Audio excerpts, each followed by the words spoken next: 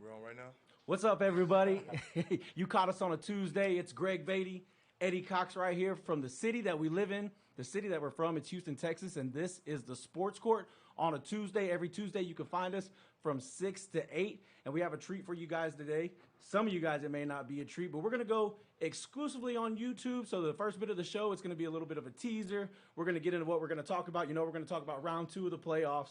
We're going to talk about some NFL drama, all that's still going on. Aaron Rodgers, mini camps. I heard Julio's on the move. Yes, sir. And he landed somewhere close to home. I know you don't like. Yeah, absolutely not. We do not like that he's in the AFC South. We're going to talk about how deadly the Titans might be. And then, of course, we're going to talk about the Astros because the last time we were in here, they were on a bit of a slide.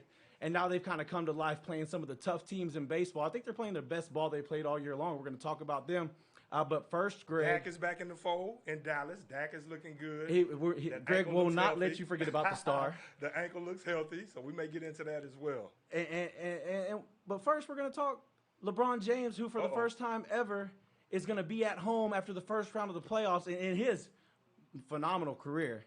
But a lot of hype surrounding this season. A lot of things that we talked about came to fruition. A lot of things that we thought might happen didn't. But we're going to talk about LeBron James and his early exit from the NBA playoffs this year. Greg, what are your thoughts on that? What do you think about LeBron watching the rest of the playoffs from home? Hey, you know what? LeBron, who's probably the second, well, not probably, in my opinion, the second best player of all time behind Michael Jordan. I've said that a number of times.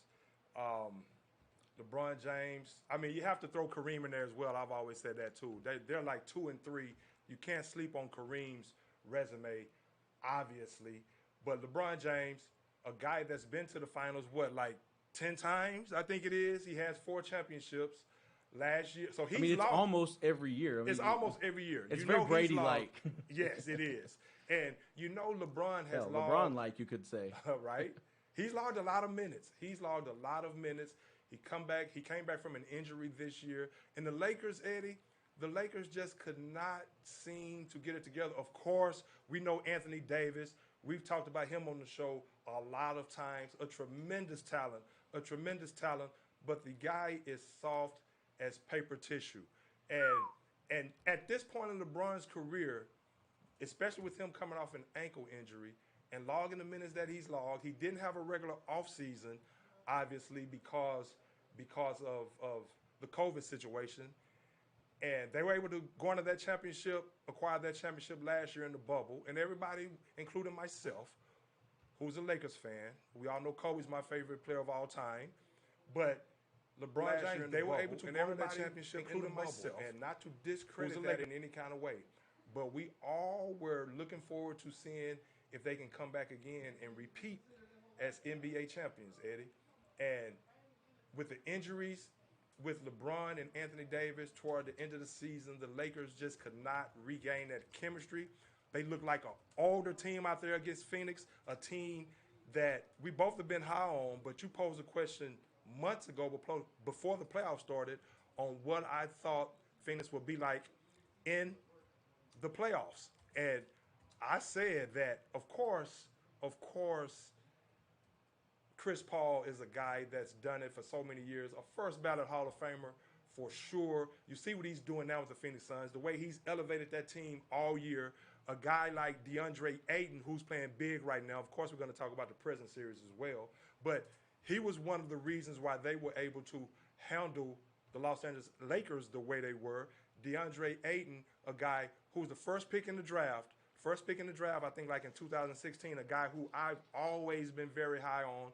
And I thought coming out of college, he was drafted number 1.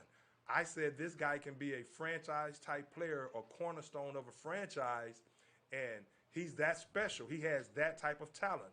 And even though he wasn't a bust, he was putting up steady numbers, but he was dealing with injuries. He got suspended for 1 year, for like a part of a season. But I've always seen the promise. Now what you're seeing with Phoenix is they're starting to come into their own. Chris Paul's presence has brought on the emergence of DeAndre Ayton. Now he's playing at a high level. And I just thought a guy that I thought was probably going to be the X factor for the Los Angeles Lakers he ended up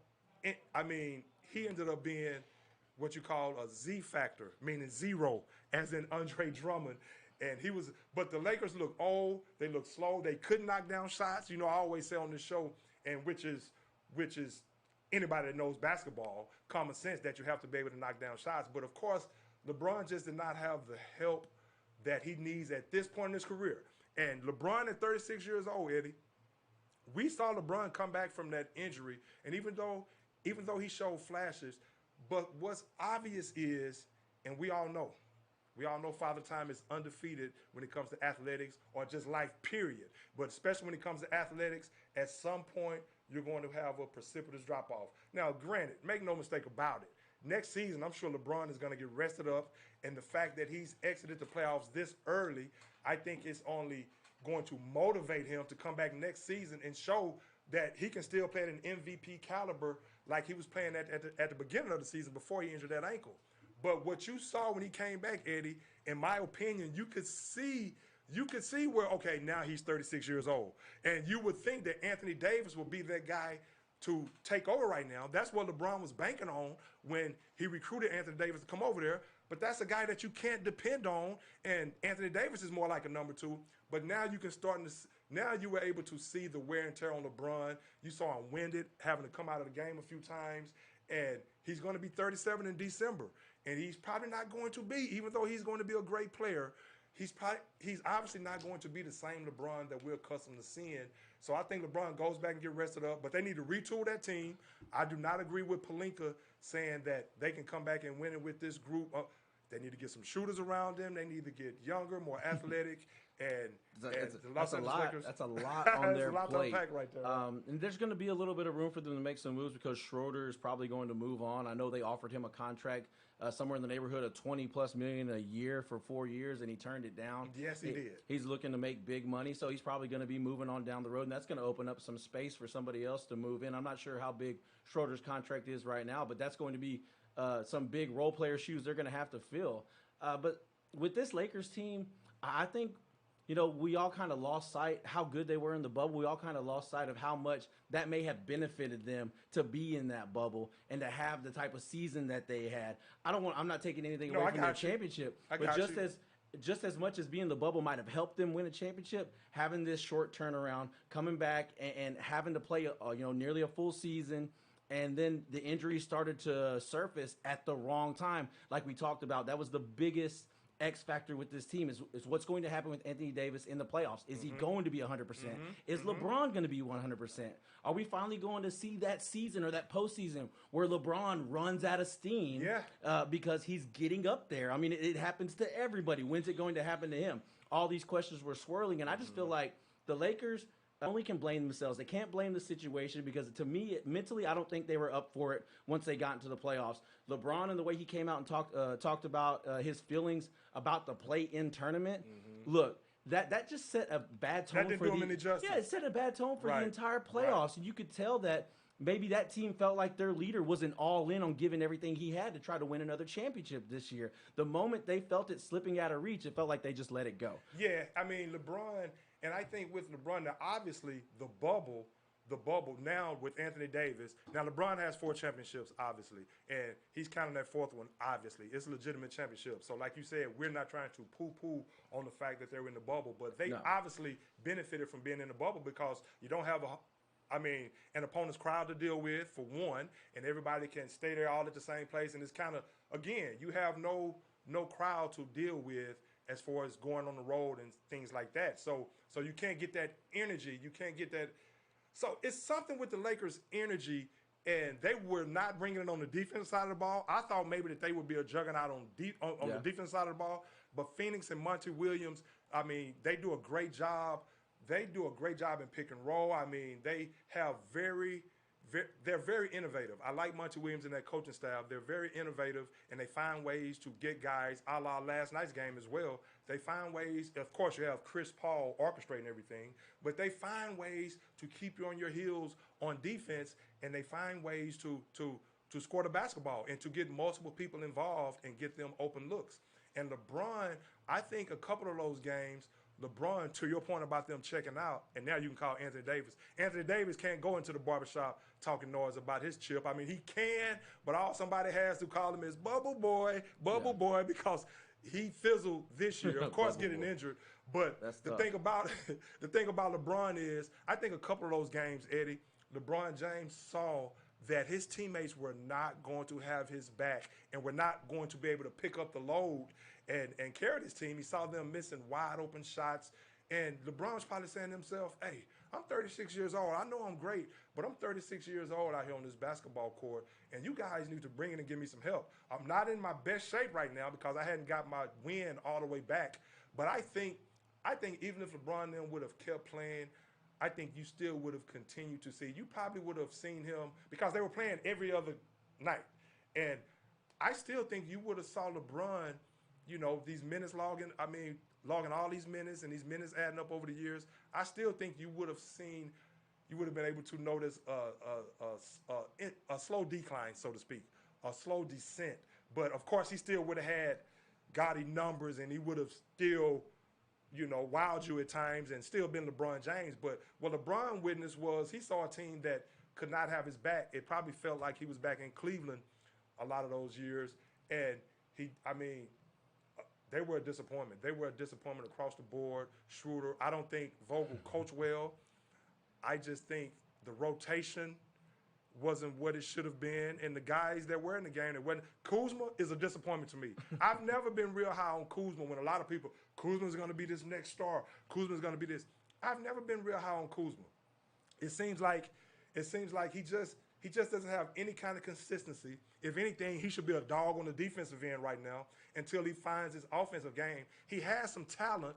Definitely.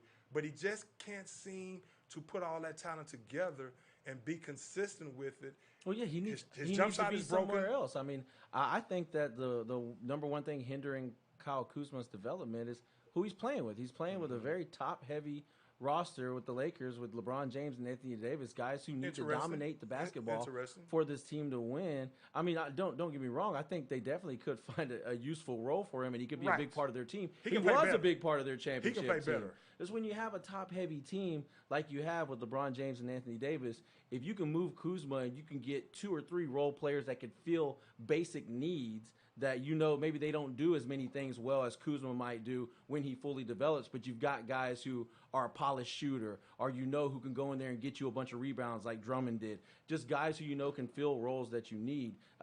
You need to go and make that move. I think that Kyle Kuzma in another offense, you may see a lot more growth out of him. You may see like how Brandon Ingram started to grow a little bit when he went over to New Orleans and was given more responsibility. Ultimately, it's always going to be LeBron James and Anthony Davis who are going to dominate the possessions. Point. And that, to me, Kyle Kuzma needs room to grow. He's like a tree trying to grow around a bunch of other trees. He don't have enough room for his roots to grow out. He's got to grow and develop on his own.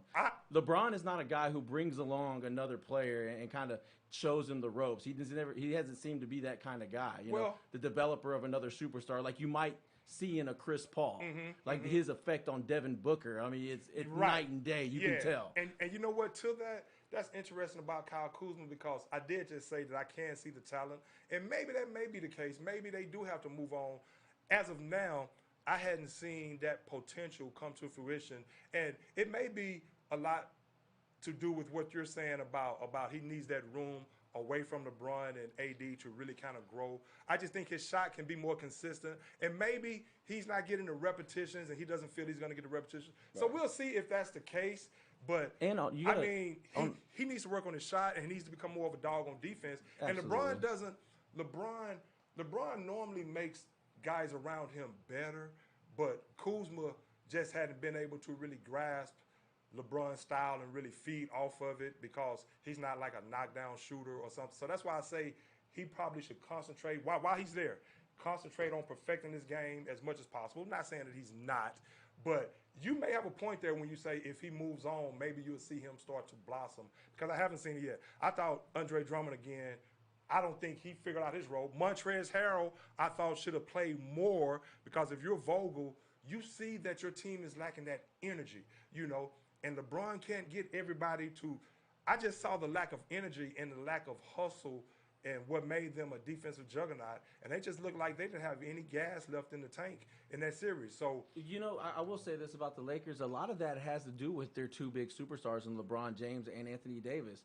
Their mood, how they're feeling, their energy, that's going to permeate throughout the entire team because who they are and because of how the team is built. Because you're forced to build this team with a bunch of guys that you're counting on LeBron to up their level of play. You're counting on them to do like Rondo was able to do last year. LeBron able to help elevate him back to a championship level point guard. Yes. You need him to do that. But when you've got LeBron James saying what he said, and kind of his energy, it's here, it's there. He might activate this game. Especially coming off an injury. If he's not getting the calls, then you can tell, it shows selfishness. And Anthony Davis not wanting to play the 5, being picky about where he's at on the court. Man, you need to get your ass in whatever spot's going to help your team win. Your team doesn't want to hear that you don't want to play the 5 or you don't want to play this. You need to do whatever you got to do to help them win. And those little things matter on championship teams. And all that, all that crap trickles downhill and it affects the rest of the players. Because I'm looking at their roster. This is a roster that can win games. I mean, when they got Montrezl Harrell,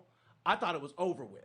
Okay, I thought he was going to be the X factor, 6th man, call him whatever you want. He's going to be that dude for them. And this team was going to be unstoppable. It seemed like they were getting all these good little pieces. I'm thinking, how are they squeezing this guy, into their salary cap? Yeah, how are they making this move? But that's the NBA. Don't get me started. But they were making it happen, and the only two people that I have to blame for this are LeBron James and Anthony Davis. Now, they can both come back next year, shut us up, and win another championship, and do their thing, do what they should have done this year. But as of right now, them two got to go look themselves in the mirror because they're the reason why the Lakers aren't in the next round. It doesn't have anything to do with any of them other guys.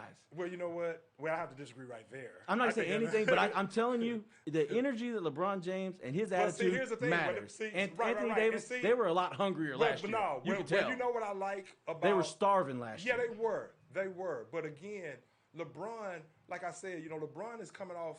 I mean, the guy is 36 years old. He's coming off an injury, and he can only bring so much energy. Now, what I did notice about LeBron, and this is why I say he may be on a decline right before our eyes, and even though he didn't have his all-the-way game legs back that early after coming back from an injury, we may not ever see his game legs completely come back like that, even though, again, he's going to wow you every now and then with a dunk or something like that. But what you said a couple of weeks ago and what we talked about a few weeks ago, and which I actually agree with, and I actually made a point about it as well, that I don't think he should have made those comments about not wanting to play in that play-in tournament. So in that regard, LeBron's energy and his mental attitude, maybe it did have a trickle effect on the team, and the team just didn't go in with the right mindset. Of course, they limped into the playoffs anyway, not having a full complement of players. And maybe that did.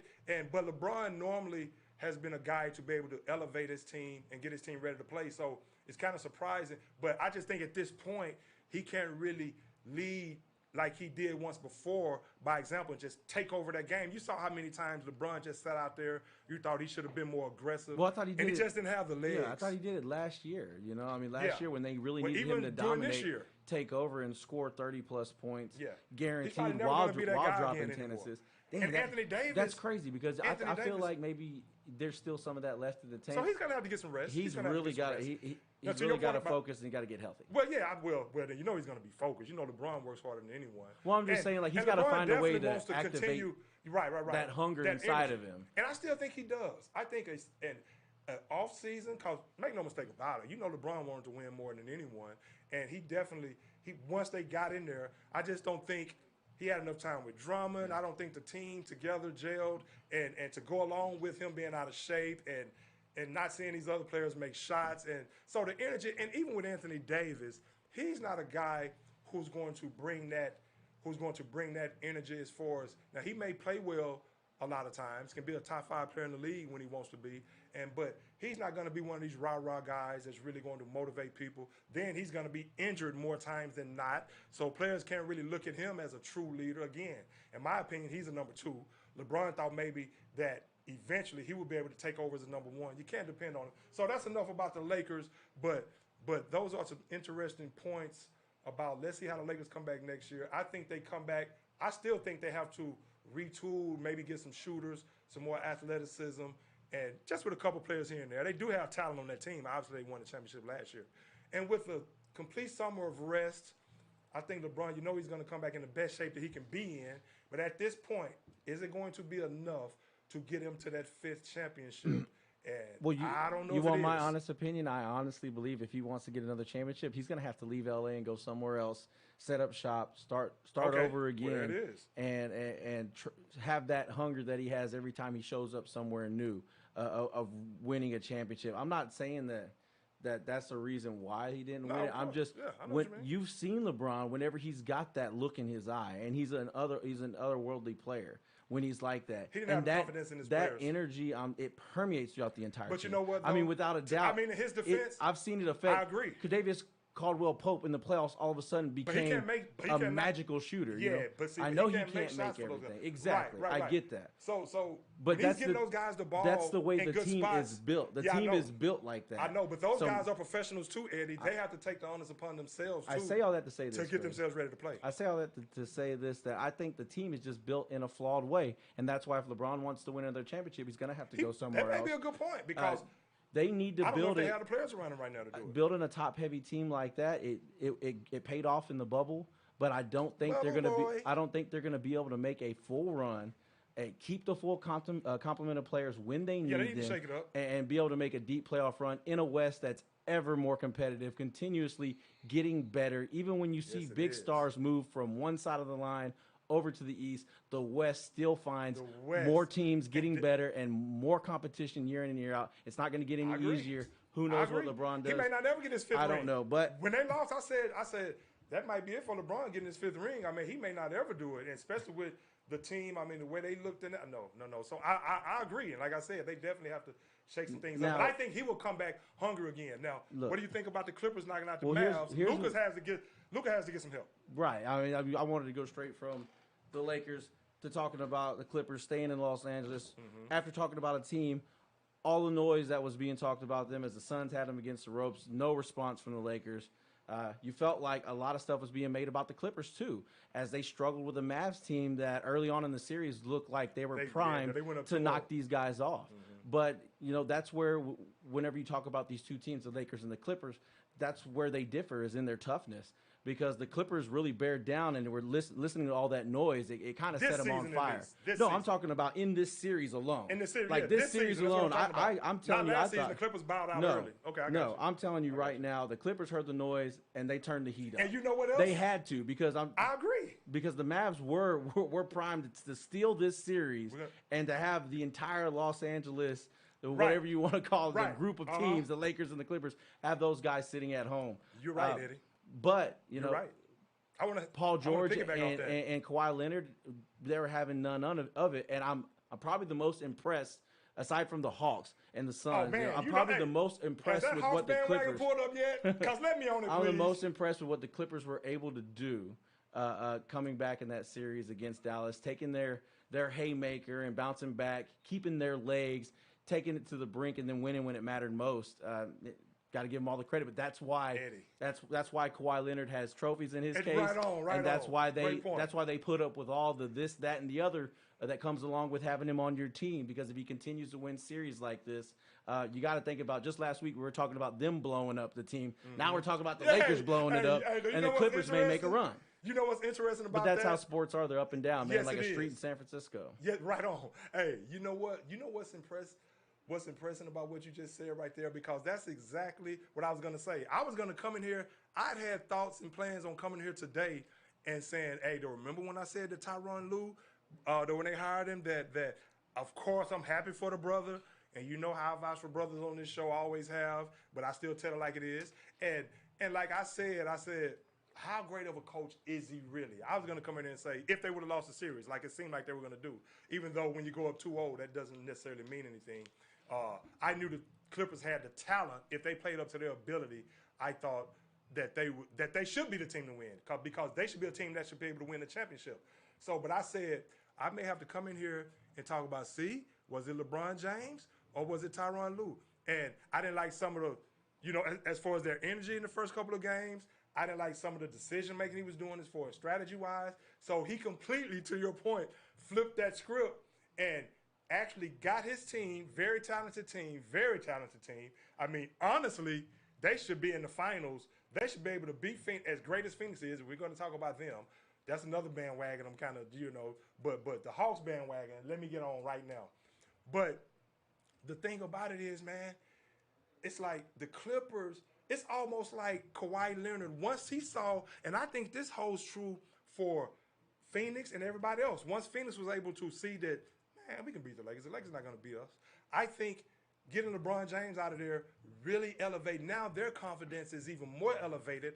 All these teams around the league now are saying, hey, the top dog, LeBron James, is not in the playoffs anymore. Now, you still have KD right there, and we all know what KD is. We all know KD. I said when he injured that Achilles that KD is the type of guy with his body type, he's going to come back just as strong as ever. And boy, has he. But the Clippers, even Kawhi Leonard say, what? LeBron is gone? Okay, I'm going to do what I'm going to do anyway. But you know what? I think I can go steal another chip this year. Of course, you have to go through probably the Nets is the way it's looking like, but we'll talk about that.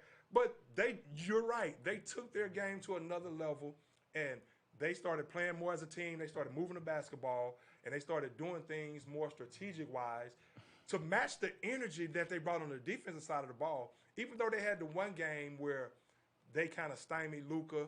I think it was game 6. I think they kind of stymied him some. But I didn't think Luka played a good game. I thought a lot of times he settled and he wasn't as aggressive as he normally is. Like the game before that, he had like over 40, I think. Then the last game, he had 46 and 14 assists. So, but that team is so top-heavy in Dallas. In Dallas is you don't know. As much as I like Porzingis, and who knows what might happen if Kawhi with Luka, going to Dallas or whatever. But at some point, the Mavs. Here we go already. The Mavs. They haven't even put a ring on anybody I know, yet. Right? Here we go. I know. But Kawhi is definitely re-energized since LeBron has exited the playoffs. And they just showed that they were a better team than Dallas at this point. Luka needs some more help. Porzingis, you don't know what you're going to get from him. And they're a team that's so dependent on Luka. And he can do a better job of getting in better shape. He needs to knock off some of that baby fat as well. So at the end of games, he could probably have a little bit more energy because he's carrying so much of the load. But maybe they can start running more plays, isolating Porzingis more. He needs to get strong, but he has to stay healthy. He has to be healthy for them to be able to count on him. Once they feel they can count on him, that he's going to be out there, maybe Rick Carlisle will probably start incorporating him more and feeling like his team can depend on him more and really. But those adjustments, if he's playing in the game, you still have to find a way to get him in certain situations. But they have some shooters, but they really need a consistent knockdown three-pointer for Luka to really spread the floor even more. Hardaway, I thought played over his head. Hardaway Jr. is nice. Finney-Smith. Brunson. Brunson is a smaller guard, but he's not a knockdown three-point shooter, even though he can go get his and he can score. But yeah, Finney-Smith, but you need a legitimate three-point shooter that can come in with some consistency, like Seth Curry. Now, I talked about the Philadelphia 76ers a while back. I forgot Seth Curry was on the team, or he must have been injured or something, but he can knock it down. But you need somebody like that to really help Luka out. But the Clippers, Eddie, right now, Tyronn Lue changed the narrative on what I was going to come in here, what I planned on coming in. Didn't want to come in here and talk about him being a guy that just rolled LeBron's coattail. But gladly, I can come in here and say the brother did a great job to get out the first round. And I hate that Luka's not playing anymore, but he's just not on the. I didn't think Dallas was championship ready anyway with Luka. So it's not surprising that the Clippers were able to beat them, is what I'm saying. So as far as Dallas is concerned, they can add some things to help Luka. But the Clippers are primed right now, Eddie. Do you think they're primed if they can continue to play like they're playing? I still think they have to find a way. I like what Reggie Jackson is doing. I still think if you incorporate Rondo a little bit more at the right times, I don't think he should just be buried on the bench. And then you find a way to maybe even get Beverly in the game, even with another point guard, to bring that defensive intensity and somebody else who can create. And so you have as many playmakers on the floor as possible. And he's gotten better as a three-point shooter. But if the Clippers continue to hone in on the defensive side of the ball with Paul George and Kawhi Leonard, and like they trap Luke, and they continue to load up on the team's best player and all those other players do what they're capable of doing, I can see the Clippers coming out of the West. I don't know, man. And that's not a surprise. I mean, you know that they have the pedigree with the players that they have. I'm not so sure. We're gonna find I'm not picking out them right just now. We're gonna find out watch in Phoenix this another game or two. in this matchup with Utah. Because Utah.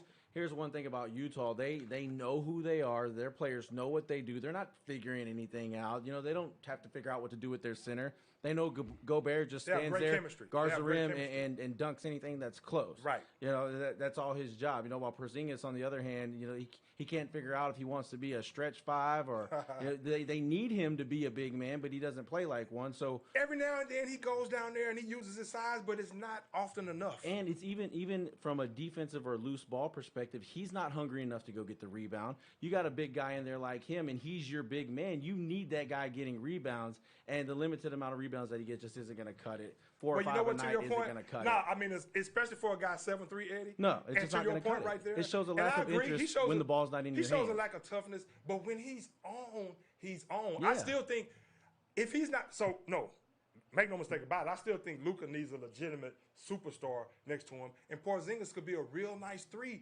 but he's not the type of guy – he doesn't seem like the type of guy, for one, he's probably always laden with some type of injury when he is playing. Something is probably ailing him. But he is what he is at this point in his career. He's a skilled 7'3" player who can do a multitude of things on the court, and he can have huge nights for you. But he doesn't seem like the guy that if he doesn't feel like he's incorporated into the offense or into the game plan to where he's really getting his touches. I heard he was kind of upset about the amount of touches he's getting. But again, your team have to be able to depend on you that you're going to be out there, and maybe they'll start running more plays through him. But he doesn't seem like the guy, and to your point of what you're making, he doesn't seem like the guy that's going to motivate himself and just go out there and rebound and play tenacious defense and affect the game that way. That's certainly where the Mavericks could use a boost. Yeah. He picks his spots. You know, but he wants to shoot 3-pointers. He wants to score the basketball from the outside. Mm-hmm. Way too often. I don't know. He's not a Robin. Yeah. If Luka's your Batman, that Kristaps Porzingis being Robin, that ship sailed to me. I feel like you have to be actively looking for your number 2 in the offseason, whether it's packaging up Kristaps or getting him to accept his lesser role. Whatever it is you got to do, you have to find your Robin, because these superstars are pairing up all over the league. Now you see, Eddie. Now you see why. Now you can look at it. You see, like, this Luka's second year in a row exiting the playoffs early. Of course, Jordan, Shaq, LeBron, they all went, years. Jordan and Shaq didn't get their first ring until they was 28 years old. Luka's 22 years old. So, you have LeBron, who went a number of years before he was able, then he went to Miami. And that's the thing right there. Now you can see why guys like Kevin Durant, a lot of people can see it.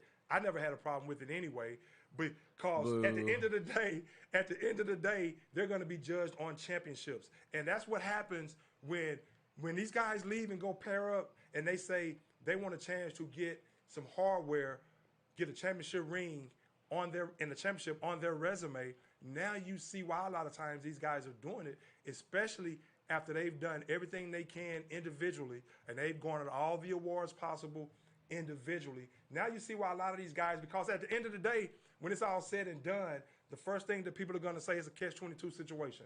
First thing people are going to say once the career is over, well, how many championships did he get?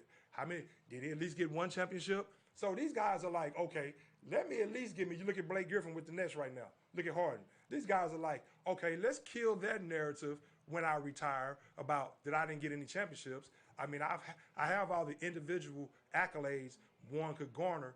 Let me go get this ring by any means necessary. And I don't think players are having any kind of second thoughts about it. If you look at KD, when he went to Golden State, he went there with the same attitude, like, for one, let me get away from Russell Westbrook. As great as a player as he is, I don't think I can win there. And plus, I know I'm going to be measured by my championships. They're already saying it.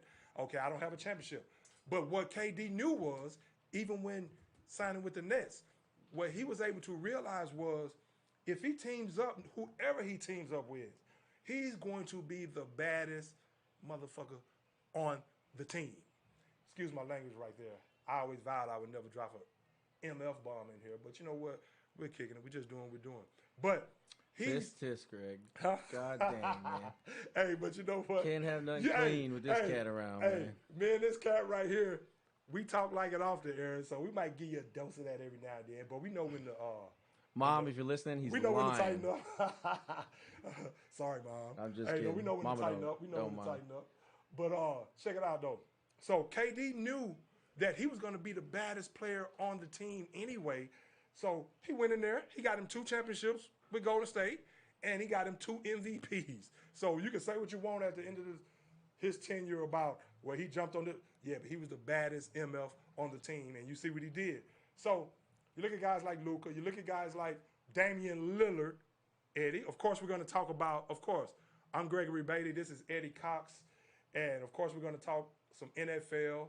Stay with us. We're going to talk some NFL. We're going to talk the series. Actually, I'd like to, when we finish up talking about these guys, I'd like to talk a little bit about some trades happening in the NFL, and then we'll come back around to the NBA after that. Cool. So, real quick, before we talk about the present NBA series going on, you have the Hawks and the 76ers on right now. I don't know the score of that game, and then you got Denver and Phoenix tonight. But before we talk about that, we're going to do what Eddie just said right there and come back to it. But real quick, before we move on, Eddie, Damian Lillard, now, Portland is out too. Now, that's to my point about these players, and now you see why a lot of them.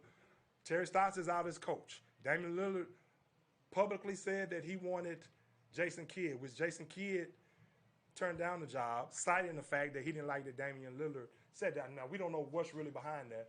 But Dame Dollar, as much as I love Dame Dollar, and he needs some help on that team as well, you remember that song? Well, you probably will. It's a song I played on Facebook, Lil Wayne's song, 6 Foot, 7 Foot, not too long back. And one of the verses in there said, real G's move in silence. And I heard Richard Jefferson mention it the other day on TV about G's moving silence, and I 100% concur with that. And you can't make that statement publicly, even though now what you do in a situation like that, Dame Dollar, and you probably, I don't know Jason Kidd's intentions, but you probably would have got a look-see from Jason Kidd, because I don't know if that's the reason why he really turned it down. But you go into the office and you talk to these guys and you tell them what you need, you tell them what you want. I think he put them in a precarious position. A lot of these owners are operating from the standpoint anyway. Of course, we're going to talk Aaron Rodgers and things like that. But a lot of these owners, it's all this posturing going on, and they're operating from the standpoint of we control this and you play ball. So I think if he would have went behind closed doors and voiced what he wanted or his request, that doesn't mean that they would have acquiesced to it. But I think it would have probably helped his chances better. But we move on. So, of course, Portland is ousted as well. Look, so we don't get the chance to see the this. great exploits of Dame Dollar. Real quick about the Blazers. So what with Jason Kidd? I mean, I'm pulling it up right now so I can know for sure. Get Sam to sell the job. I'm telling you right now. So let's see. Career winning percentage, 491. So he's a less than 500 career winning percentage as a coach. You're telling me that this is the guy that's going to get the Blazers over the hump. Well, that's what Dame Lillard was saying. Of course, the Blazers have other candidates. To me, I think that Jason Kidd would be a step backwards. And not to take anything away from Kidd, What would you suggest? I've seen what he has to offer. You know what? I'm not sure about that, but I've seen what Jason Kidd has to offer. He had a good year in Milwaukee. I don't see him getting teams over the hump. I see Jason Kidd being the guy they get out of there, and then teams get put over the hump by their next coach, like what happened with Milwaukee. Okay. I just feel like he'd be a downgrade from Terry Stotts. Well, if you're going to go out and you're going to try to compete in this Western Conference, we talked about how tough it is.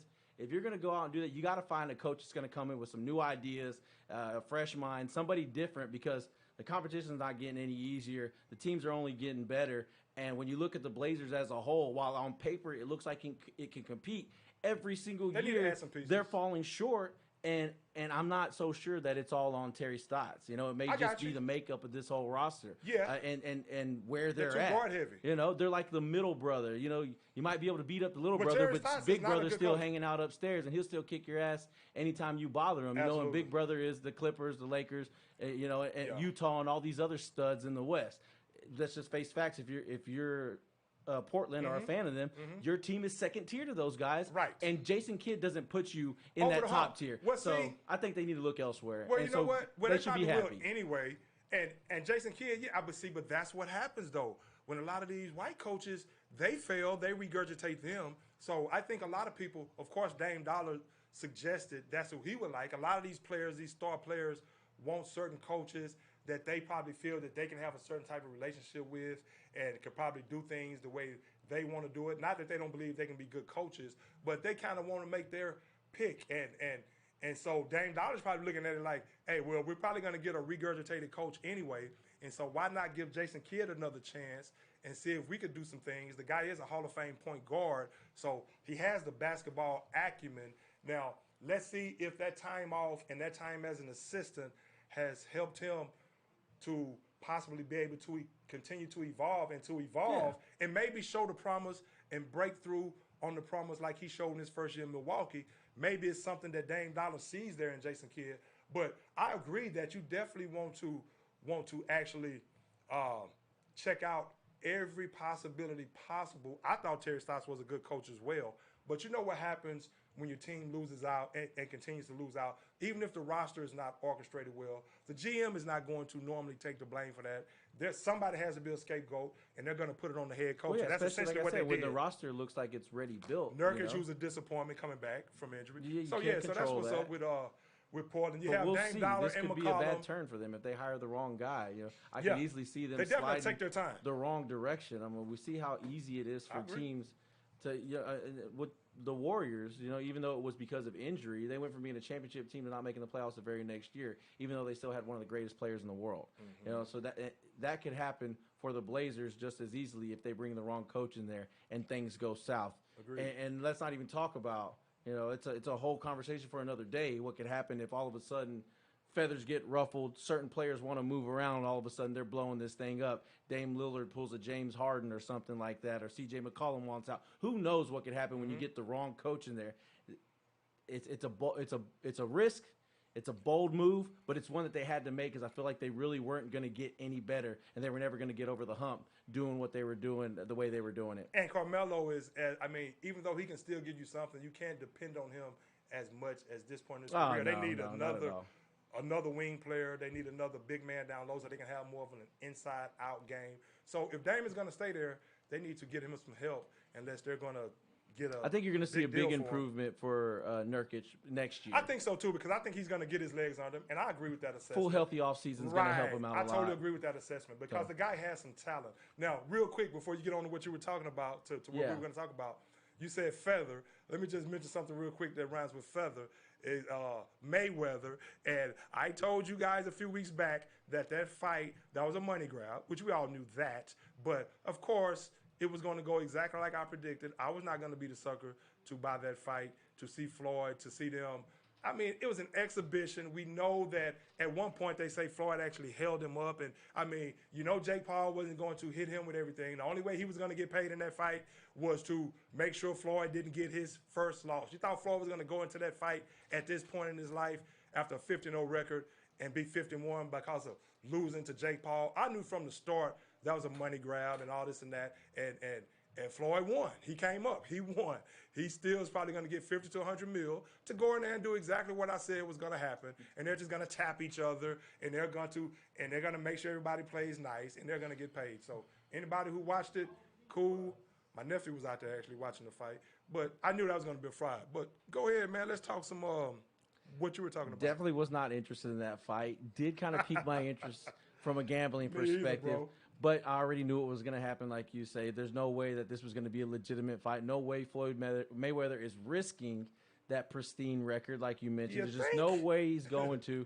He wouldn't step into the ring if there's any chance that he was going to lose. So, to me, that doesn't – I'm not interested in the fight. You know me, Eddie the underdog, man. I'm all about the underdog having a chance to win, and in a fight like that, there was no chance for him to win. Exactly. You know what I'm saying? Yeah, I wanted no part of that fight, and if there's another one or anything like that, I'm not going to want any part of that one either. That's what's up. I'm looking forward to maybe when he gets real old, maybe he goes at it with somebody. Right. Where it's not about the money anymore. It's just about, I want to see what I've got left. Yeah. They need to sit down somewhere. Similar to like Chad Mike. Ochocinco, right. Chad Ochocinco, he went the distance with his opponent, and he said, hey, just get out there and do what you want to do what you love. He said it's always been on his bucket list. Yeah. And I'm not crazy about these guys getting in there, getting their head banged around, and like that. Greg Hardy was another one who did that. There's several players that have done it. Right. But that's their life. If that's what they want to do. Ochocinco's a tremendous athlete, man. It doesn't surprise me at all. He always trained as a boxer, and he said that was just on his bucket list. And he said, if you got something you want to do, in your life, just go do it. So he went and did it. So I admire that for sure. And the fact that he was dancing and moving in there, he got knocked down one time, I think, but he regained his composure, went the distance, and was actually controlling a lot of the fight. It takes a tremendous amount of skill and stamina to even be on the level that he was on. Absolutely. Now, moving on to what I want to talk about. One Quintorris Lopez Jones Jr. And if you're not familiar with his nickname, it is Julio. Julio Jones is now a member of the Tennessee Titans in a trade almost identical to the one that saw DeAndre Hopkins leave Houston and head to Arizona. Julio Jones shows up in Tennessee for a second-round pick and a fourth-round pick. He has a sixth-round pick stapled to his ass on the way out. So he is now a member of the Tennessee Titans, and he will line up on the opposite side of A.J. Brown, who wears his number, mind you. I'm getting word now, news just broke. Julio Jones won't take number 11 from A.J. Brown. Instead, he's going to wear number 2. That's so respect. The deuce. 2 or number 8? Number 2. Okay. Julio's going to wear number that. 2. You know, with the new rules now, they can wear they showed him in number 8. They can wear these numbers. It was 2? Yeah, I don't know what they showed him. It just broke today. That he's going to wear number 2. Yeah, that he will That's wear number 2. That's a better single-digit number. Just don't wear 9, the worst single-digit number ever, in my opinion. But, Greg, a passing offense, a run-first offense that has had a passing attack that can strike fear into some people at times, because you have to sell out to stop the run against Tennessee. You have to put as many people as you can in the box to try to guard Henry. And then they got this kid, A.J. Brown, who is like his cousin Antonio, but way more physical, way more stronger. Yes. He's more like A.J. Andre Johnson than he is Antonio Brown. Great comparison. This guy is a freak of nature. And then now you're going to line up one of the greatest to ever do it, one of the smoothest, and one of the best receivers in the league still, even at, 32 now? You add him on the other side. Does this make them the number 1 contender in the AFC South? Man, and where does this put them, in the pantheon? When you start looking at the teams in the AFC, you start with the Chiefs. Where do you now put the Tennessee Titans, who have already been on the cusp of a Super Bowl, who have shown that they could do it with this smash mouth, the exotic smash mouth style football that they like to run? They no longer have Arthur Smith as their OC, so we'll see how they recover from that. But from a personnel standpoint, man, that offense looks like it could be one of the best in the entire league next year. Eddie, I totally concur with that. And again, like you said, of course they're going to have to compete with the Chiefs, who I still think is going to be the class of the AFC if I just had to pick a team right now. And speaking of Kansas City, if you're ever in Kansas City, go to a place called Smoketown Barbecue. My friend Scott, and it's over there off of Shawnee and Mission Parkway. Go check it out. Some good barbecue.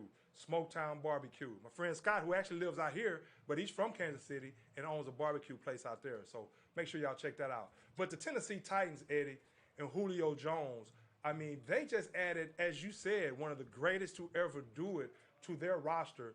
Granted, he showed some signs of slowing down, but mainly that's due to injury. Of course, he's 32 now, but you're going to a team now. You're going to a team that has a legitimate running game, the best rushing running back in the game right now, who's breaking off big runs at will like it's nothing in Derrick Henry, a true legitimate workhorse, a great offensive line. So opposing teams have to continue to honor the running game in Tennessee. And kudos to Tannehill for restructuring his contract to get him in there, realizing that it's all about winning. It's all about winning the championship, and you've made enough money at this point. I'm not counting much money. Let's be honest. Before Tannehill went to Tennessee, I don't think anybody saw him making that kind of money. Right. I don't think anybody saw him getting another contract. Yeah. I think everybody was thinking, Tannehill, he comes in, he competes with Mariota. Maybe he pushes Mariota to sort of, develop into the guy that they thought they were going to be when they drafted him number 2 overall. But no, instead, what does Tannehill do? He goes in there, shows why he was a first-round pick, steals the show, does his best, best pilot impersonation as he just guides the plane while everybody else, the big engine and Derrick Henry, does all the work. And he turned it into a $100 million contract. Yes. But don't get me wrong here, because there are things that he does very, very well in selling that play action and finding those receivers deep down the field. And he's a big reason why they're able to do what they do. You add this weapon, and all of a sudden now it looks like teams are going to be hard-pressed to figure out who the hell they're going to cover. Now, I do know, I'm not sure if they drafted anybody. I have to look. I know that they're missing John Smith. Okay. And so how they're going to fill his shoes, I know it helps having Julio, but that threat across the middle, what that does for your outside receivers. So we'll see how teams adjust to that. But as far as just defending them from a defensive secondary perspective, Yeah, it's going to be tough. It's going to be very, very But here's hard. the thing that I was getting to, and I totally agree. I totally agree with everything you're saying right there. I mean, they add an extra element like Julio Jones to that team that already has a number one in A.J. Brown. So Julio Jones doesn't have the pressure right now. He just has to stay healthy. If he's healthy, I mean, he still can put up gaudy numbers. I mean, and of course, when these guys leave and go to other teams, a la Blake Griffin with the Nets, we'll talk about later, but they get rejuvenated. So if he's healthy, he's going to be rejuvenated. He feels one of his reasons, I'm sure, for wanting to trade anyway. Of course, he just didn't want to leave Atlanta to go to Nashville, even though Nashville is a great city. But I don't think so. He wants to win a championship. So now he has to go in there realizing that he's not going to be the number one option, even though he still could be when healthy. Tannehill has his options to throw to. Now you have A.J. Brown, who's the number one receiver who can do everything on the field. So Julio is going to get a lot of one-on-one coverage now, and he's going to be able to beast. But again, the defense has to honor the run game. So how many people are you going to keep in the box for Derrick Henry like they were used to doing last year? So it's just so many weapons they have now to really have. Now they really have a legitimate 2 superstar receivers and a superstar running back. So like you say, Tannehill just has to steer the ship. Yeah, and whenever you have an offense that can win you games with just the big men up front and the running back, which at times Tennessee goes in, they know they're a heavy favorite, and they'll just run the dog out of the football, and the other team really doesn't stand a chance. They're okay with beating you 20-7. It opens up your playbook. Absolutely, but also it's having that type of offense is going to give them the ability and the flexibility to take their time with Julio when need be, to give Julio the treatment like Andre Johnson used to get here in Houston, where there would be practices that he wouldn't participate in. You don't have to worry about Julio really being – I wouldn't even have him practice. Being on the same page as Ryan Tannehill, because I'm telling you, Tannehill's a big-time pro. He's one of the smartest quarterbacks in the league. Julio, he misses a lot of time with his guys. He still, even when coming off an injury, even without practicing, he still shows up and plays at an elite level, and he doesn't miss a beat. His timing's there. You just see it. This is a guy that doesn't need a bunch of routes with Tannehill late at night, in the wee hours in the morning to get the timing right. He's so good, he's going to be there. You know what I mean? Tannehill just got to put the ball there. He's going to be there. They can nurse every little nick and cut that he gets. They can sit him out certain games if they want to, and they don't have to worry about, in Atlanta, even though they had Ridley, they had some other guys over there. Without Julio, you really felt like they're hurting, man. Hurting big time. Even with Hayden Hurst at tight end, they're hurting big time because they don't have a legitimate threat. Yes. A.J. Brown is still that threat. So Julio, you can take a break. You can take plays off. You can take a seat for an entire game. Either way, the only thing that matters is that they have him in January. And if they do, they're going to be a tough out. Now, Daryl, following along with the show, Daryl Lowe, he brings up a good point that their defense is really what has to step it up, because we know that offense is good enough to win. I believe so. No, that's Jadeveon Clowney's in Cleveland. Oh, Cleveland now. That's right. They had Clowney, he's now in Cleveland. But, the defense is what let them down. The secondary played awful last year. They couldn't keep running the football maybe as much as they wanted to, because teams were scoring the ball on them, at will almost when they decided to throw the football. The only secondary worse than theirs might have been the Houston Texans. Dory Jackson was hurt a lot of last year. Yeah, that is true. And he is one of their best corners. But they've got to find guys. I have to look and see who they signed, because I'm drawing a blank right now. But I know they've made some improvements. But they're going to really have to step it up. Or maybe Julio is just a sign of them realizing, like, hey, we no longer going to have the luxury of winning, 17-10. Or we're going to have to go out and score points. And Julio is here to do just that. You know what? And I concur with that. Julio is definitely there to do that. And I totally agree that they should sit him out. And he should probably practice one time a week. Now, I think that he should probably practice. He has to get on some kind of page with Tannehill. I mean, the timing still has to be there. But to your point about, and I was going to actually talk about Tom Brady in the same sense. But I totally agree, man. You keep Julio Jones fresh and healthy. Keep those legs healthy as much as possible. And you just have him a day of practice, a nice conditioning day where he gets in his routes with Tannehill. But for the most part, at this point in his career, you just make sure that he's healthy going into the game. And I'm going to tell you like this. Fresh legs is very important to me, man. I'm going to tell you, I used to get to the point to where sometimes I think teams even warm up too long. You know, it's like I used to say to myself sometimes You just want to go out there and play. Just go play, maybe warm up just a little bit. But it's been times I've been warming up before a game, and they're working us like it's the fourth quarter of a game. I'm saying to myself, damn, I'm warmed up enough. Just let me stretch. No, it was that Hennessy from Thirsty Thursday. Don't lie to him. Hey, we did kick it at those things. I ain't gonna lie about that. But my thing was, it's like I want fresh legs going into the game. And not saying that I was some superstar, all this and that, somebody they was gonna depend on. But I'm like, I've warmed up enough out here. And Julio just has to make sure he has fresh legs. Like I look at sometimes these basketball players before the game. Of course, they're working up a lather, and that's cool and all this and that. But I say to myself, hey, I like to save my legs as much as possible. Just make sure I'm stretched out, but warm up enough. Hey, but all this extra running, but Julio will be just fine. And if they keep him healthy, Eddie. And we'll see. That remains to be seen. And Tom Brady practices once a week. He's in camp right now. Yeah. So Brady, don't let whatever him throw he the ball wants that much to do. in practice. I mean, his track record 44. speaks for itself as far as handling his workouts and whatnot. The guy knows what he's doing. Absolutely. You don't mess with a good thing. But diet and everything. When you talk about saving legs, I think about maybe this move is so they can save Henry's legs. I mean, we all know how valuable Henry is, especially throughout the week in winter, game. Whenever the temperature's cold, the rock is hard. You know, there's a lot of factors in the game that tip the scales in favor of the teams that have a back like Henry. Mm-hmm. And here's the thing about backs like Henry, who carry the ball as much as he does, they do not last long. All right, I think about Arian Foster and how amazing he was with Houston, but in eventually succumbing to injuries after 400 touch season after 400 touch season after 400 touch season.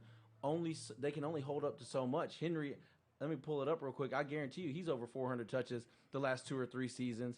How much more can he really take? They want to try to get some longevity out of him. I know they paid him some money, so they got to protect their investment. Mm-hmm. Bringing in Julio and starting to throw the ball around more, to me it says they want to protect Henry, and they want to get some more years and get their money's worth on the back end of that contract, because running him as hard as they've run him really could run him into the ground at any point in time. Well, yeah. It just takes one major injury to start the domino effect, and we've seen it happen to so many big running backs.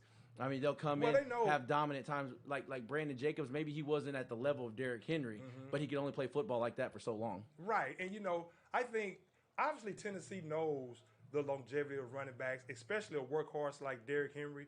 And they know that he probably has maybe one top-notch year, well, maybe 2 top-notch years. They experienced the drop-off with Chris Johnson. Yes, they did. And so they know that. And they know they probably have 1 or 2 more great years out of Derrick Henry. And maybe they do want to make him last longer. But I also think that the situation is that they know that if they got Julio Jones, that they can win right now as long as Derrick Henry is still the Derrick Henry of the past couple of seasons. So you want to actually maximize what he's going to be able to bring you for the next couple of years. And you maximize that by bringing in another weapon that's going to make your offense that more dynamic. And like you said, they won't have to win games 17-10 or 17-14 on the last second field goal, even though there's going to be some tough games like that.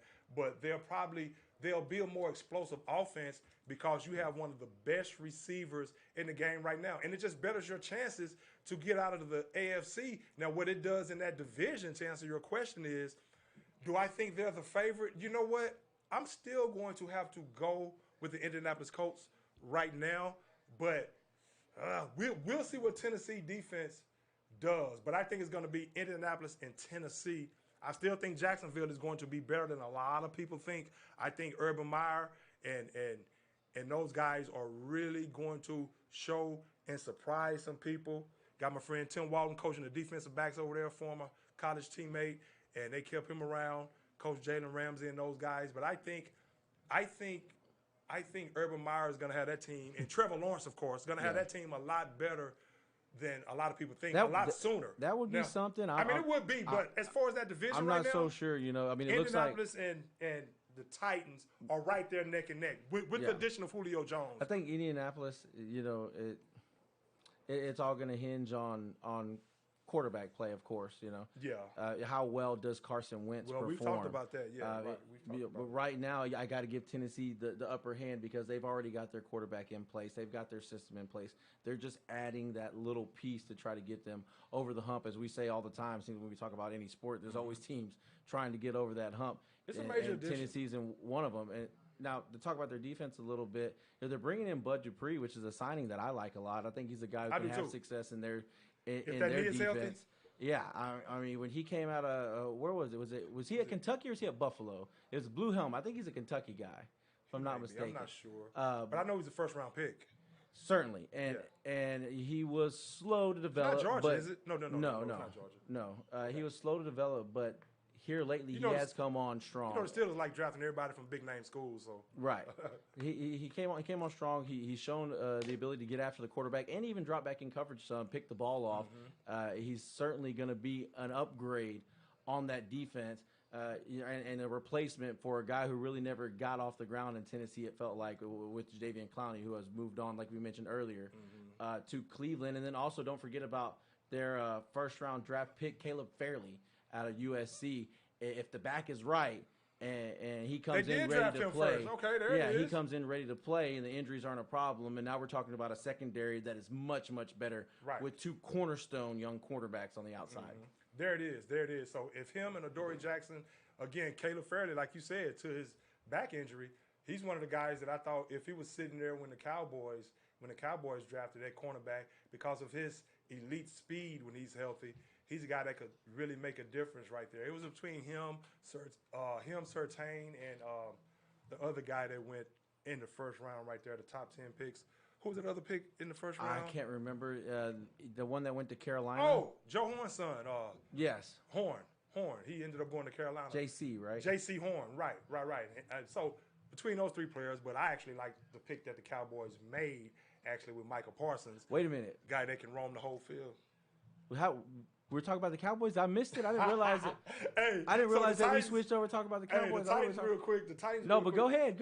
But you know what? How's he looking in camp so far? I hear nothing but good things. But Dak? No, Parsons. Oh, Parsons? Hey, special.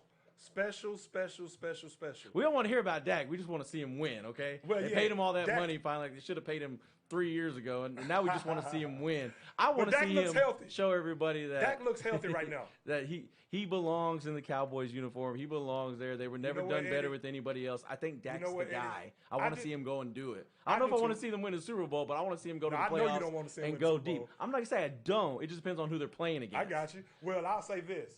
Dak right now, from all accounts, that ankle, not saying that ankle probably doesn't get sore, but usually a broken bone usually heals, fractures usually heal better than before. So when he says he's all the way healed, I feel more confident about that because you can go in with a scan and really see that the bone is actually all the way healed. And it's been a while. So I really feel confident that he's going to be the Dak Prescott of old. Surgery, again, bones heal better. But if it would have been a torn ACL or something like some of these guys are coming back from, Burrow and these guys, that's different because no matter how the technology is these days, you still, and like I always say, I had an ACL injury back in college, and some people's ACLs, when they have surgery, depends on who does the surgery, they never have any problems out of their knee again. Mine, if I get real strenuous on mine, even when I had to try it in Atlanta, I used to say to myself, damn, man, I'm 23 years old or whatever, and 22 at the time, and I'm like, man, my knee, I mean, of course, when I get warmed up and stuff like that, I can still do what I needed to do and still be just as effective, but it'll be times I wake up in the morning, man, a little puffy, and I'm like, man, if I'm gonna play football for some years, this knee, I don't know, and you really don't. But even now, my knee. So it's some people can come back from those ACL injuries. But the thing is, you have to. You never know. It's depends on who does the surgery.